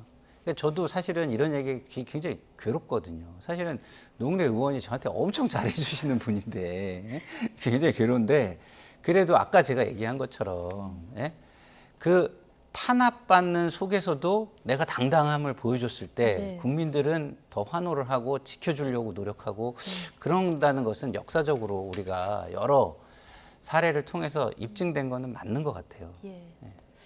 알겠습니다. 두 분에게 매번 이제 곤란한 질문만 드려가지고 죄송하기도 한데요.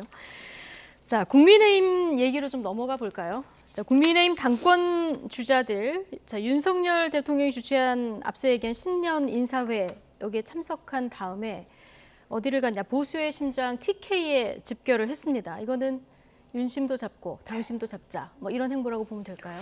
TK 지역에서 인정 못 받는 국민의힘의 지도자 될 수가 없습니다. 그냥 보수의 핵심이죠. 그리고 이번에 전당대회에서 책임당원의 숫자가 TK가 영남이 대략 40% 가까이 돼요.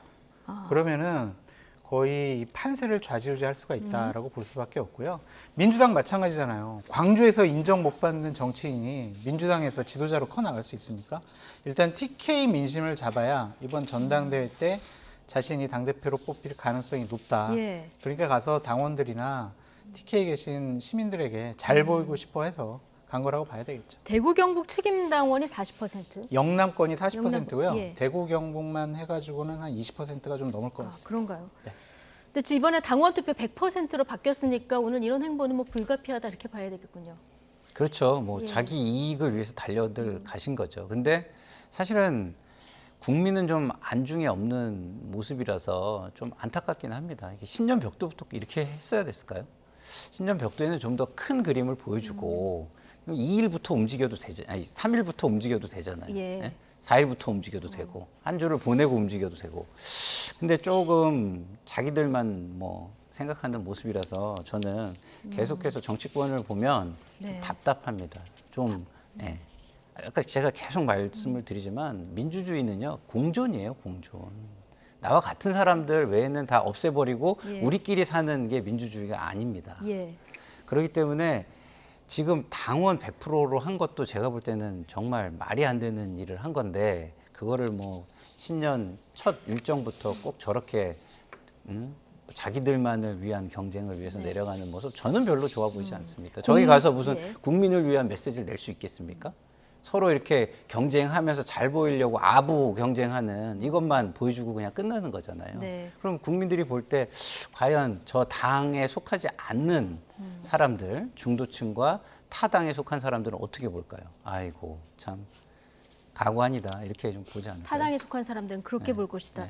오늘 계속해서 공존, 중도층 이를 강조해주고 계신데 자, 룰 개정 이후 선거구도의 변화가 좀 있을지 여론조사들이 신년 여론조사들이 좀 쏟아지고 있던데요. 저희가 두 군데를 좀 정리를 해봤는데요.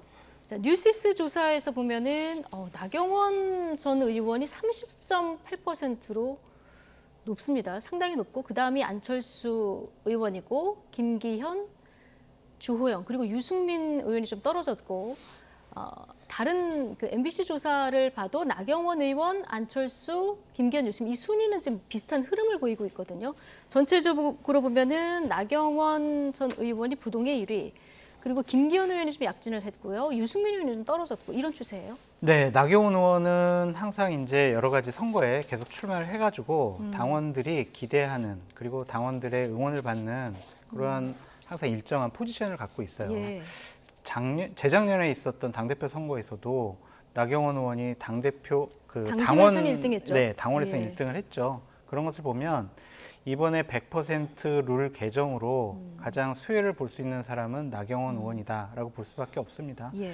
유승민 의원 같은 경우에는 뭐 배신자 프레임 막 이렇게 얘기를 하지만 일단 지금 현재 여당의 지지층은 야, 집권 초기 아니야? 그러니까 대통령과 호흡을 맞춰서 좀 국정 운영을 갈등 없이 혼란 없이 해나갈 수 있는 당대표가 필요한 것 같아라는 생각과 대통령하고 좀 호흡을 맞춰야 다음번 총선에서 좀 의미 있는 성적을 이끌어낼 수 있지 않을까라는 기대 때문에 예. 유승민 대표는 대통령하고 사이가 안 좋은 것 같은데 유승민 대표가 당대표가 되면은 결국에는 또 옛날처럼 싸움만 일어나지 않을까? 갈등과 혼란만 일어나지 않을까?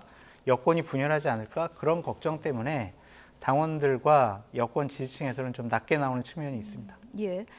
여전히 전국민 여론조사 1위는 유승민 전 의원인데요. 지금 국민의힘 지지층을 보면 근데 직전 조사보다 국민의힘 지지층 내에서도 좀 이 지지율이 하락세죠. 하락세거든요. 예. 이거 어떻게 보십니까? 그러니까 저도 이제 오늘 그 얘기를 좀 하고 싶었어요. 예. 그 이준석 전 대표와 좀 다른 모습을 좀 보여주길 전 바랬거든요. 왜냐하면 대통령의 잘못된 길을 비판하더라도 좀 이렇게 좀 큰 모습으로 그걸 좀 이렇게 끌어안으면서 비판할 수 있는 방법이 있잖아요. 그런 좀 모습을 저는 기대했는데 최근에 연속적으로 인터뷰에 응하시면서 표현을 보면 이준석 전 대표가 떠오르는 듯한 과도한 비판, 과도한 표현들이 되게 많았어요. 그러면 이준석 전 대표보다 정치도 오래 하셨고 연배도 있으시고 그런데 왜 저러시지? 예? 그러면은 이준석 전 대표 정도뿐이 지금 안 되는 거 아닌가? 좀 그런 부분이 굉장히 아쉬웠거든요. 네. 그게 저는 고스란히 지금 드러나고 있는 거라고 봅니다. 왜냐하면 당원들이 지금 어쨌든 대통령의 임기가 4년 이상이 남았잖아요. 그게 현실인데 그 현실을 무시하고 유승민 당대표를 따라갈 수 있겠습니까? 현실을 인정하는 당대표를 따라갈 예. 수밖에 없잖아요. 근데 지금 말씀하시는 거는 뭐 이상적인 이야기이긴 하지만 현실을 너무 무시하는 표현들이 많아서 그런 예. 것 때문에 오히려 하락세를 맞이하는 거 아닌가 이런 생각이 듭니다. 상황이 이렇다 보니까요. 유승민 전 의원 좀 고심이 깊을 수밖에 없겠죠. 오늘 인터뷰 내용 듣고 오시겠습니다. 저는 고민을 참 많이 하고 있습니다. 저는 이 시점에서 제가 국민의힘 당대표에 도전하는 게 정말 의미가 있느냐. 그게 제일 고민이고요. 어제 보니까 뭐 여론조사 쏟아지던데 제가 보니까 민심에서는 전체 국민 민심에서는 제가 뭐 압도적으로 앞서고 있는데 국민의힘 지지층에서 제가 이제 1등을 못하고 있는 거죠 지금. 그래서 그 당심과 민심의 괴리 아닙니까? 윤석열 대통령이 받고 있는 지지 있잖아요. 보수층의 지지. 그걸 가장 보완해서 플러스가 되는 당대표가 누굴까? 저는 뭐 저밖에 없다고 생각합니다. 전당대회 하나만 보고 사람이 정치하는 건 아니겠죠. 길게 보고 제가 고민을 해서 제 결심을 말씀을 드릴게요. 네, 좀 들어보면 출마를 할까 말까 이 깊은 고심을 좀 하는 분위기도 엿보여요. 어떻게 할 것 같습니까? 참 지금까지 언론 인터뷰를 통해서 나는 출마할 거야라는 시그널을 줬었죠. 네. 그리고 윤석열 대통령에 대한 비판도 상당한 수준으로 했었고 그런데 갑자기 나는 출마 안 할 거야라고 하면 유승민 대표 자체가 우스워질 수가 있다라고 보여져요. 근데 하지만 선거는요. 이기지 못하는 지는 선거에 나간다라는 것은 큰 명분이 있어야 합니다. 근데 이렇게 지금 큰 명분도 없는 그런 전당대회에 나가서 처참하게 당원들의 표심만 확인하는 그런 과정을 거치게 되면 앞으로 유승민 전 의원이 국민의힘이라는 보수파 진영에서 정치를 재기하기가 쉽지가 않을 거예요.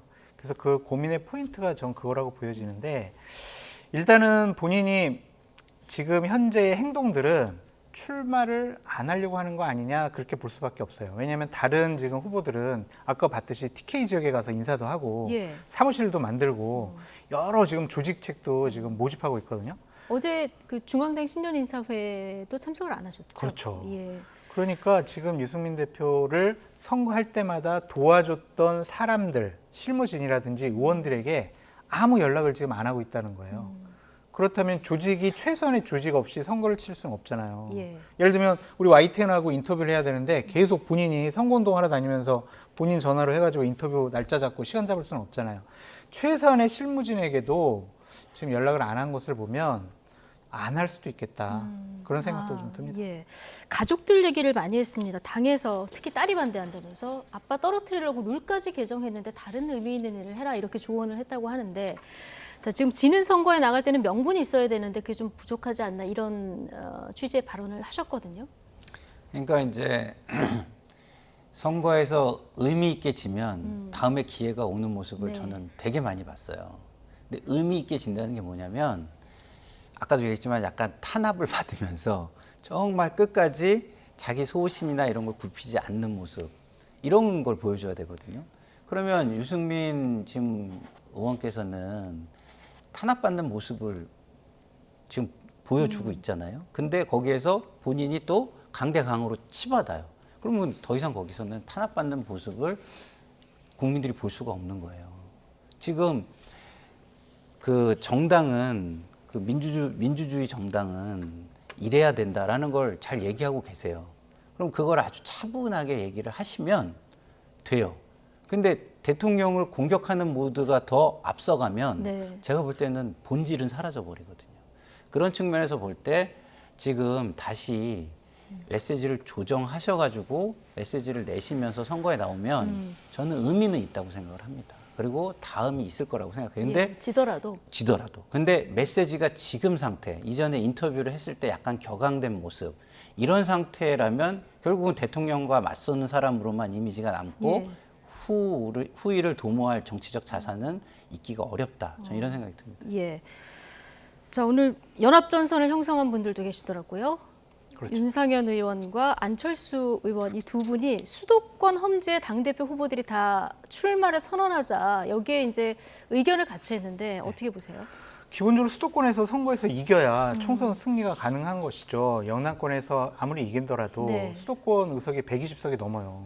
지난 2020년에 보면은 120석이 넘는 의석 중에서 국민의힘이 예. 가져갔던 의석은 17석이란 말이에요. 121석 중에 17석. 네. 예. 그렇다면 이거는 국민의힘이 수도권에서 승리를 못한다라고 하면 총선 패배의 결과를 직결할 수밖에 없는 상황인 거죠. 그러니까 수도권의 의석을 갖고 있는 수도권의 지역을 갖고 있는 윤상현, 안철수 내가 당대표가 돼야 수도권의 민심을 조금 견인해 올 수 있다. 이런 식의 네. 출마의 명분과 선거 전략을 내세운 것으로 보여집니다. 예. 그러니까 어쨌든 이제 김기현 의원 같은 경우에는 영남권의 후보로서 수도권만 중요하냐, 영남권이 더 중요하다. 이런 식의 얘기를 하는 건데 일단은 수도권에서의 승리를 할 수 있는 그리고 중도층의 승리를 견인해낼 수 있는 그런 사람이 당대표가 되어야 수도권에서 긍정적인 총선 결과에서 긍정적인 결과를 이뤄낼 수 있다. 그런 차원에서 이런 얘기를 네. 하는 것이다라고 볼 예. 수밖에 없어요. 그럼 수도권 국민의힘으로서는 험지인데 여기에 출마하자. 자, 이 효과가 있을까요? 국민의힘한테 험지는 아니겠죠. 예. 지역구가 좋은 곳을 지금 가지고 있는 의원들에게 험지겠죠. 네. 그러니까 다시 말해서 김기현 의원이라든가 이런 분들은 굉장히 뭐 그냥 막대기만 꽂아도 당선이 된다고 우리가 흔히 얘기하는 표현하는 그런 곳에 계시잖아요. 그런 분들이 자기 희생을 통해서 수도권으로 나오는 결단을 한다면 지금 수도권의 지역구를 가지고 계신 분들보다 훨씬 더 큰 결단을 하는 거예요. 그래서 사실은 저게 기회가 될 수도 있는데 그걸 선뜻 받아들이지 못하는 한간소리다. 것은 오늘 김기현 의원은 이런 얘기를 했던데요. 그러니까 선뜻 받아들일 수가 없겠죠. 왜냐하면 너무 큰 모험이니까. 근데 저는 만약에 안철수, 윤상현 의원이 하는 말이 전략적으로 틀린 말은 아니기 때문에 그래 맞는 말이니까 내가 내 희생을 통해서라도 내가 그렇게 할게. 나 그걸 걸고 내가 이번에 당대표에 나갈게 라고 한다면은 당대표로 뽑을 때도 훨씬 명분 있게 뽑지 않을까요? 뭐 그런 생각은 저는 듭니다. 예. 자, 아직 출마 선언을 안 한 나경원 전 의원 출마도 변수인데. 네. 자, 오늘도 이 TK 지역에 가서 내가 모태 TK다 이런 얘기도 했는데 딱 출마하겠다 아직까지 선언을 하지는 않았거든요. 장성철 소장님 뭐 레이더에 걸린 어떤 내용은 없을까요? 지금 본인이 선거 치를 때마다 네. 연락을 해와서 도와달라고 했던 실무진에게는 연락이 갔어요. 그리고 지금 여의도에 사무실을 지금 알아보고 있습니다. 그렇다면은 여차하면 난 출마할 수 있어 네. 라고 스타트를 끄는 것이다 라고 볼 수밖에 없죠. 근데 나경원 의원이 지금 여론조사를 보면 당원에서 1등 나오잖아요. 네. 그러면은 다른 후보들 같은 경우에는 나경원이 안 나와야 돼. 그러니까 자꾸 나경원 전 대표가 나오지 않을 명분에 대해서 얘기를 하더라고요. 그러니까 예를 들면 아유 저출산 고령화 사회위원회 위원장인데 거기 총리급인데 네. 대통령에서 허락 안 하시면은 어떻게 그걸 그만두고 나올 수 있겠냐. 말이 안 된다라는 네. 것과 결국에는 못 나올 거니까 지금 나온다고 세게 얘기를 해야 차기 선거 공천에서 네. 자기 지분을 좀 챙길 수 있는 거 아니냐. 그래서 지금 오히려 더 강하게 얘기하는 거다라고 얘기도 하고. 차기 그 개각에서 내각에 입각할 그렇죠. 가능성을 얘기하시는 분도 있던데요. 그렇죠. 그러니까 그냥 저출산 고령화 사회위원장이 아니라 실질적인 권한이 있는 장관급, 부총리급 예. 장관급 그러한 자리를 요구하려고 지금 저런 모습 보이는 거다라고 상대방 쪽에서는 지금 얘기를 하고 있는데 기본적으로 내가 지금 출마하면 나는 당대표 될 가능성이 많고요. 그 당대표가 2024년 총선을 총괄할 수 있는 당대표예요. 나경원 전 대표로서는 나가고 싶어하는 유혹이 상당히 강할 수밖에 없습니다.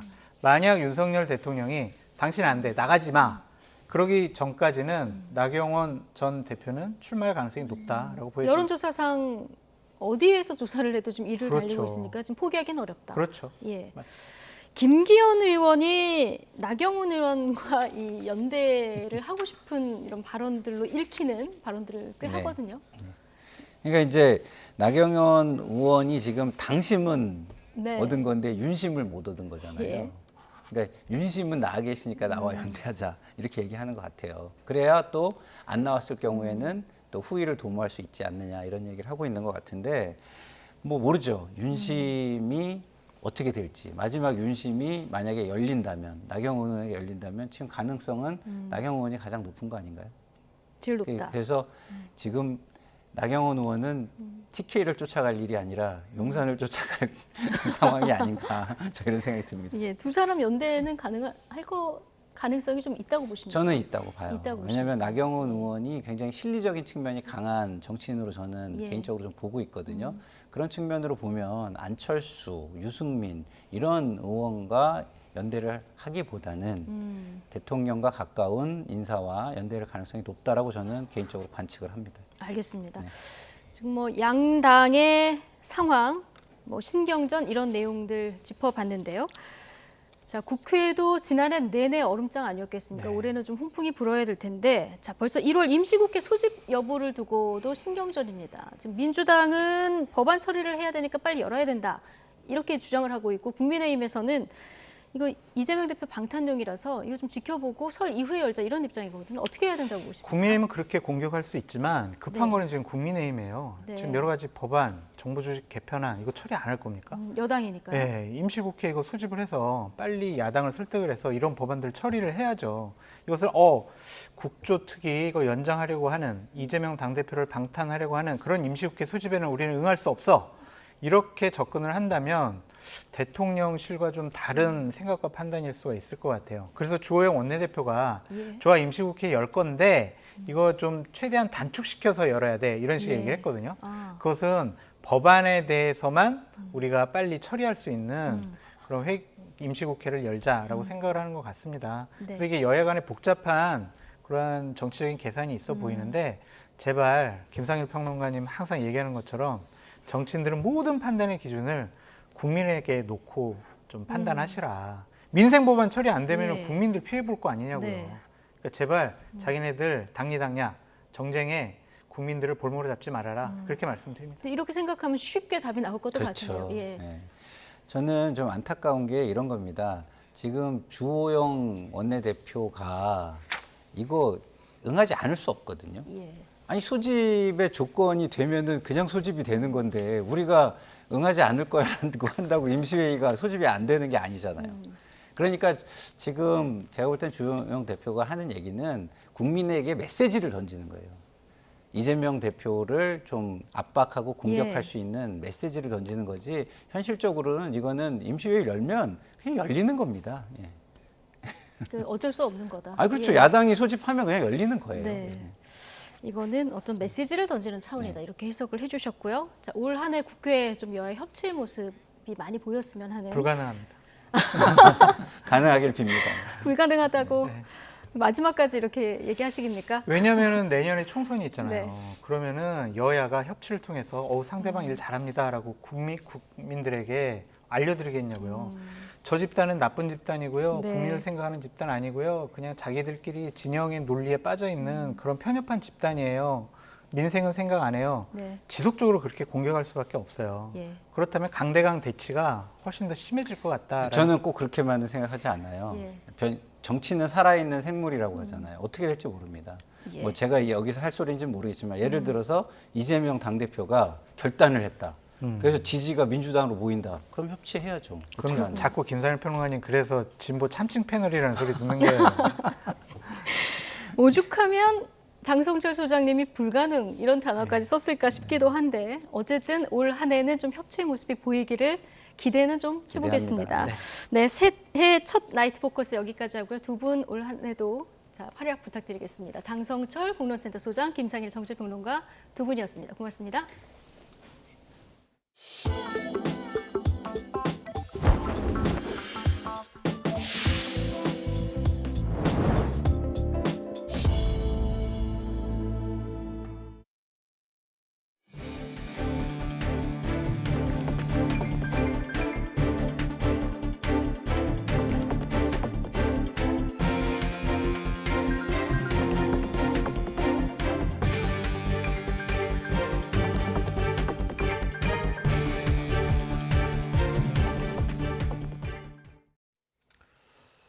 지난해 태풍 흰남노 피해로 가동 중단 사태를 맞았던 포항제철, 다시 힘차게 쇳물을 쏟아내고 있습니다.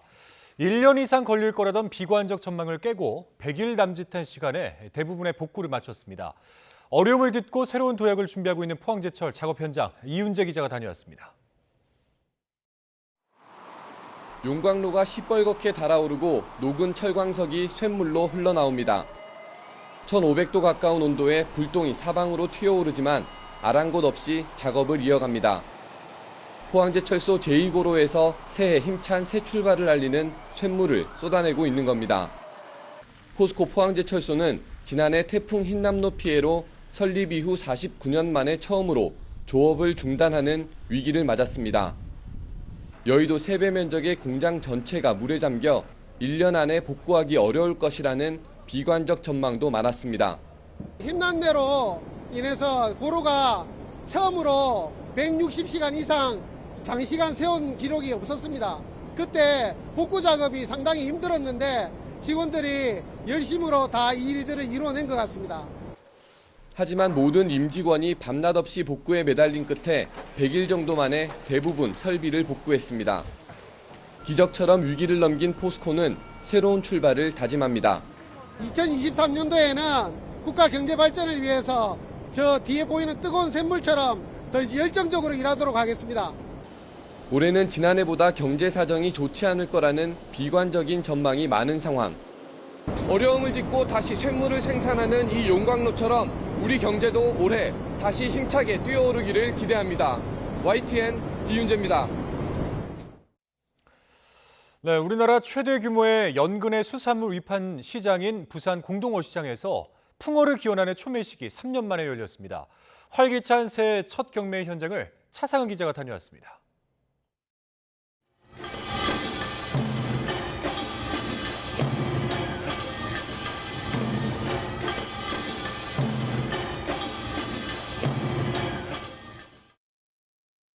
동이 트기 전부터 위탁 판매장을 가득 채운 생선들.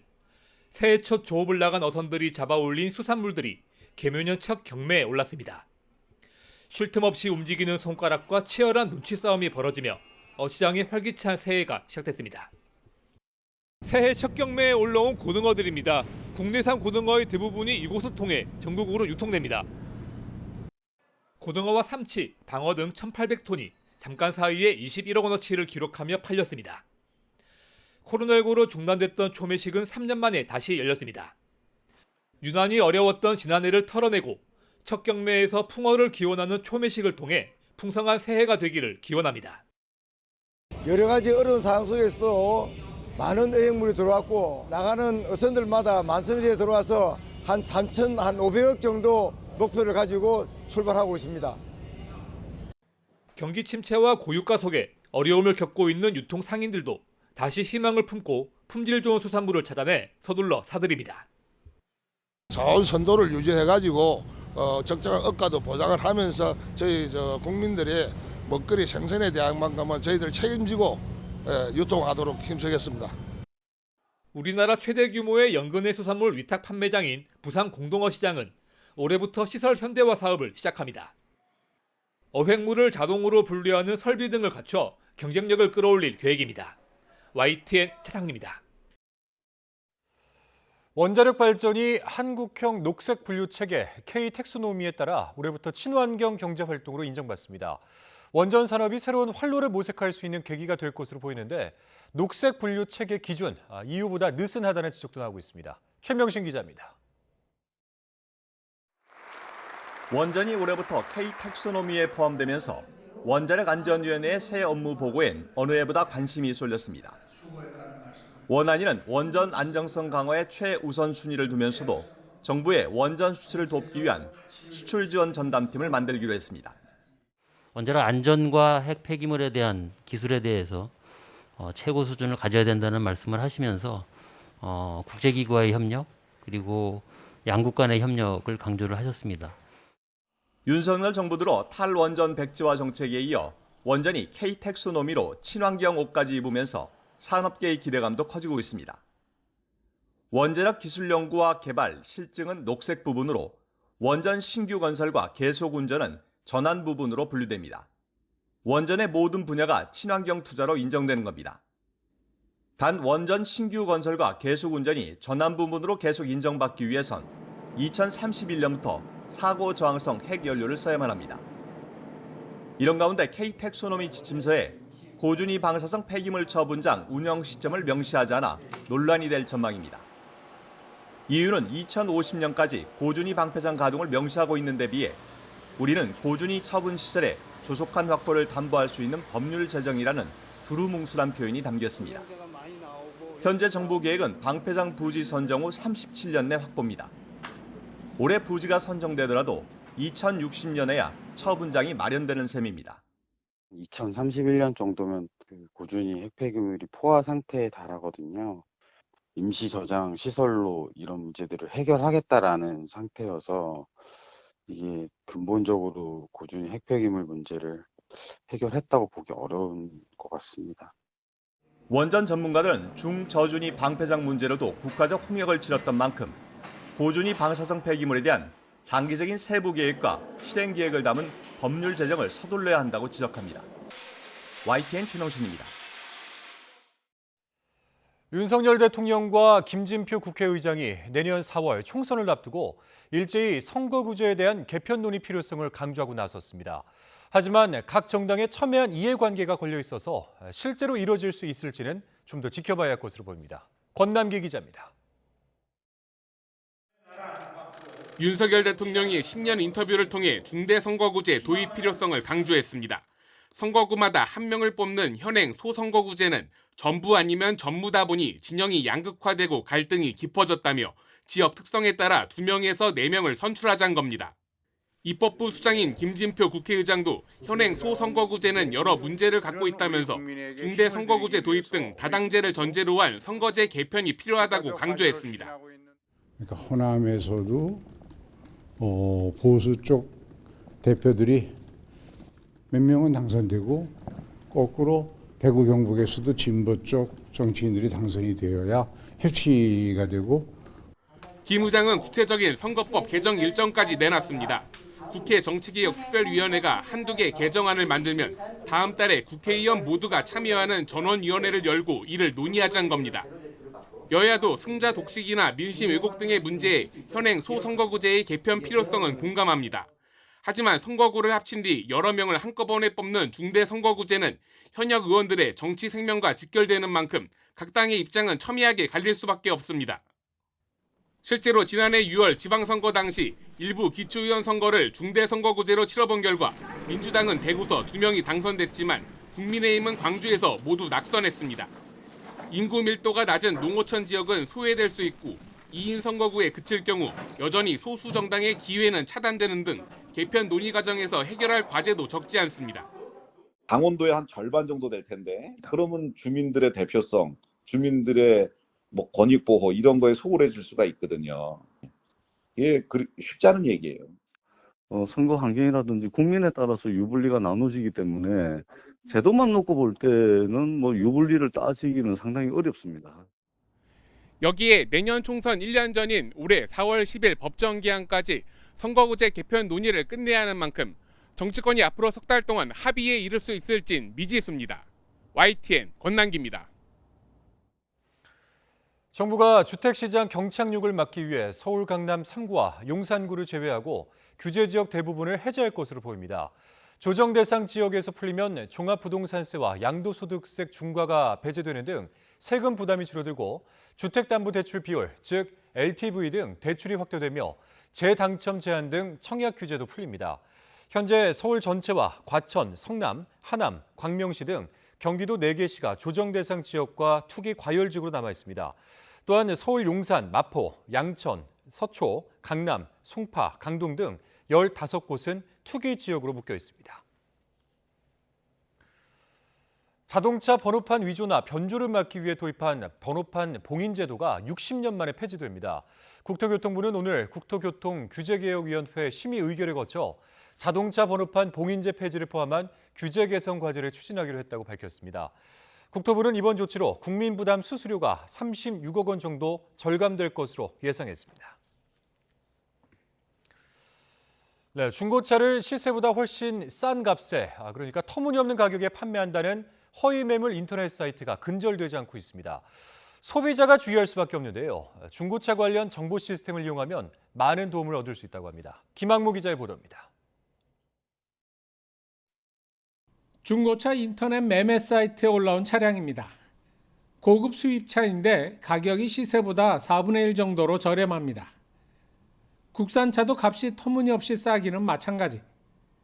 주행거리도 대부분 1-2천 킬로미터에 불과해 중고차를 사려는 소비자가 혹할 수밖에 없습니다. 판매 직원은 인터넷에 잘못 기재됐다며 둘러댑니다. 저희 직원이 이번에 새로 들어왔는데 잘못 기재해놓은 것 같아요. 저희 직원이 앞에 숫자를 빼먹었나 봐요. 경기도가 최근 적발한 허위 매물 중고차 판매 사이트는 모두 17개. 이들 사이트의 매물 570대를 조사한 결과 평균적으로 주행거리를 42,000km 줄이고 가격도 시세의 36% 수준으로 낮춰 광고한 것으로 나타났습니다. 특히 국토부의 상품용으로 등록된 차량은 5%에 불과해 이들 사이트에 올라온 매물 대부분이 아예 없거나 판매하지 않는 것입니다. 교묘해지고 또 이제 이게 없어지고 다시 또 살아나는 또 다시 운영하는 그런 결과가 초래되기 때문에 소비자들도 너무 싸고 무슨 이제 그 의심이 가는 그런 사이트에서는 경계를 할 필요가 있다고 생각합니다. 중고차를 사려는 소비자는 자동차 정보 시스템인 자동차 365 사이트에서 상품용 등록 차량 여부와 판매 종사원 정보 등을 미리 파악하는 게 피해 예방에 도움이 됩니다. YTN 김학무입니다. 제로 코로나 방역 통제가 폐지된 이후 처음 맞는 새해, 중국인들은 거리로 쏟아져 나와 축포를 떠들였습니다. 그러나 대도시에서는 재감염 사례 증가와 함께 농촌 지역으로 의료 대란이 확산할 우려도 높아지고 있습니다. 베이징에서 강정규 특파원입니다.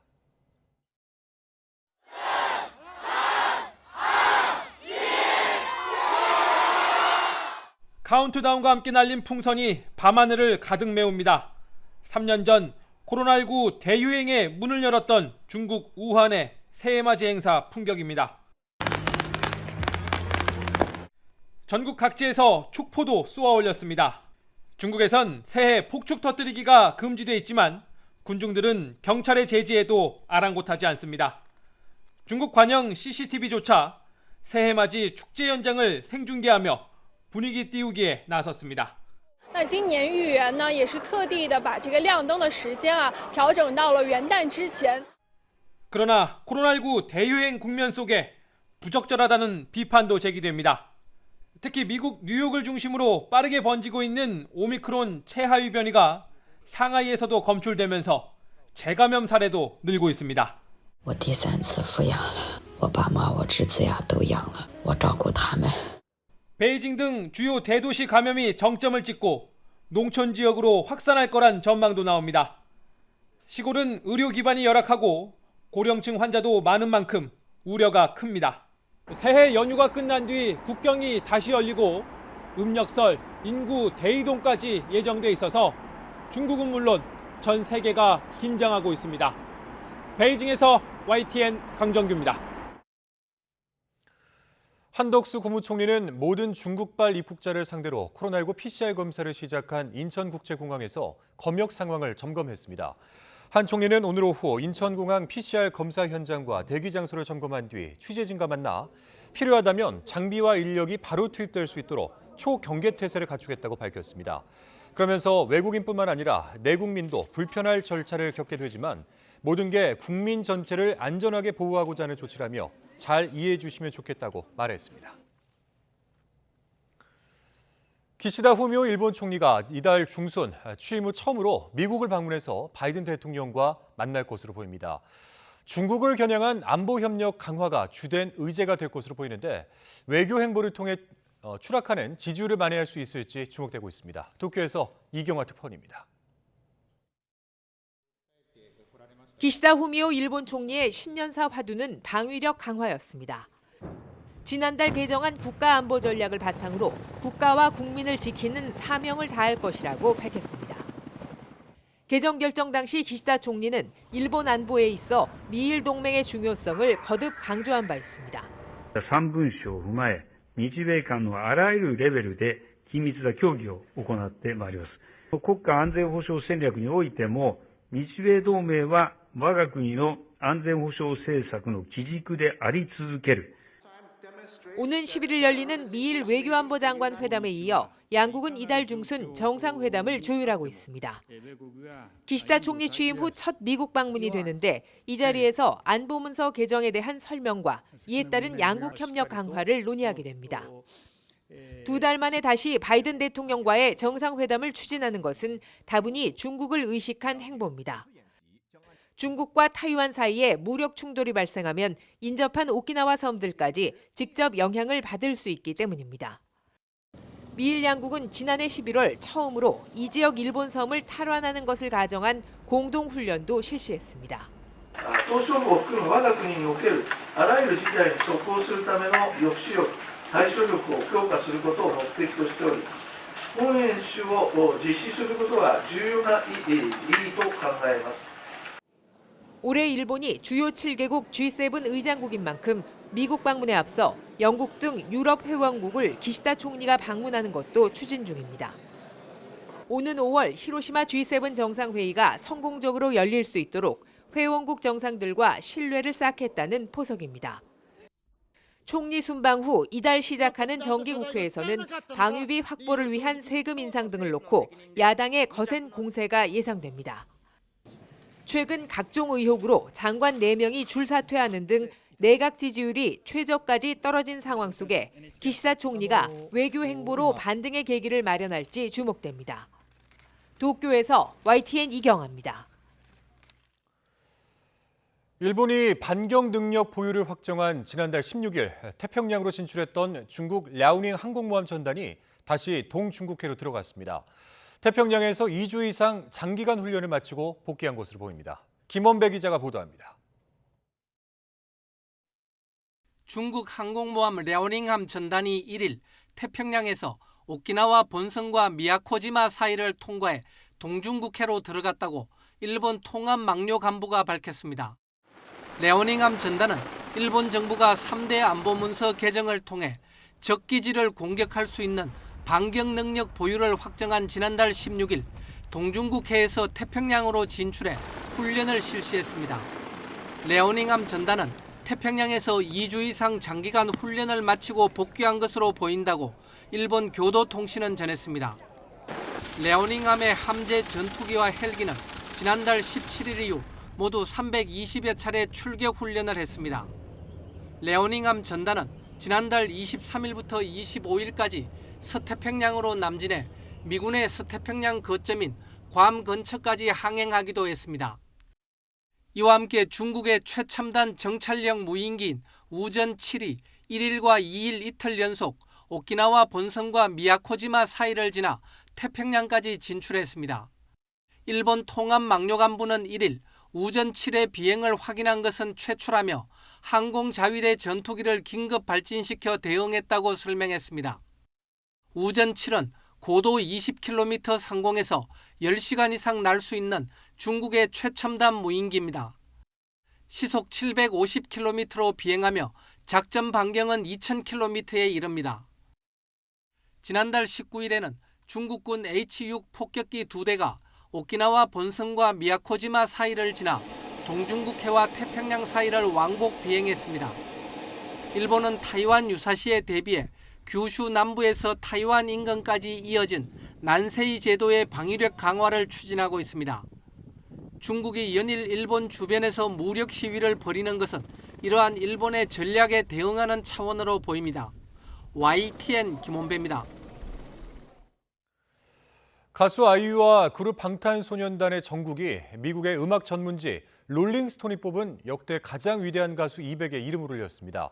미국의 권위 있는 음악 전문지 롤링스톤은 아이유를 역대 가장 위대한 가수 135위에 선정하고 부드러운 음색과 폭넓은 음역대로 보사노바와 팝, 재즈, 발라드 등 폭넓은 장르를 소화하는 가수라고 소개했습니다.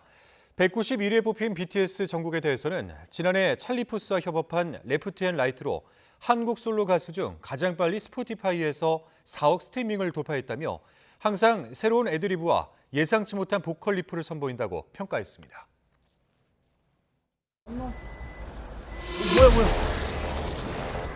뭐야? 대보해. 우주선 아니야?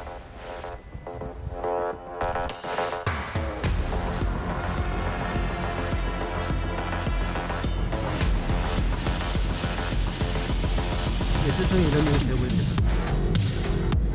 뭐지 이거?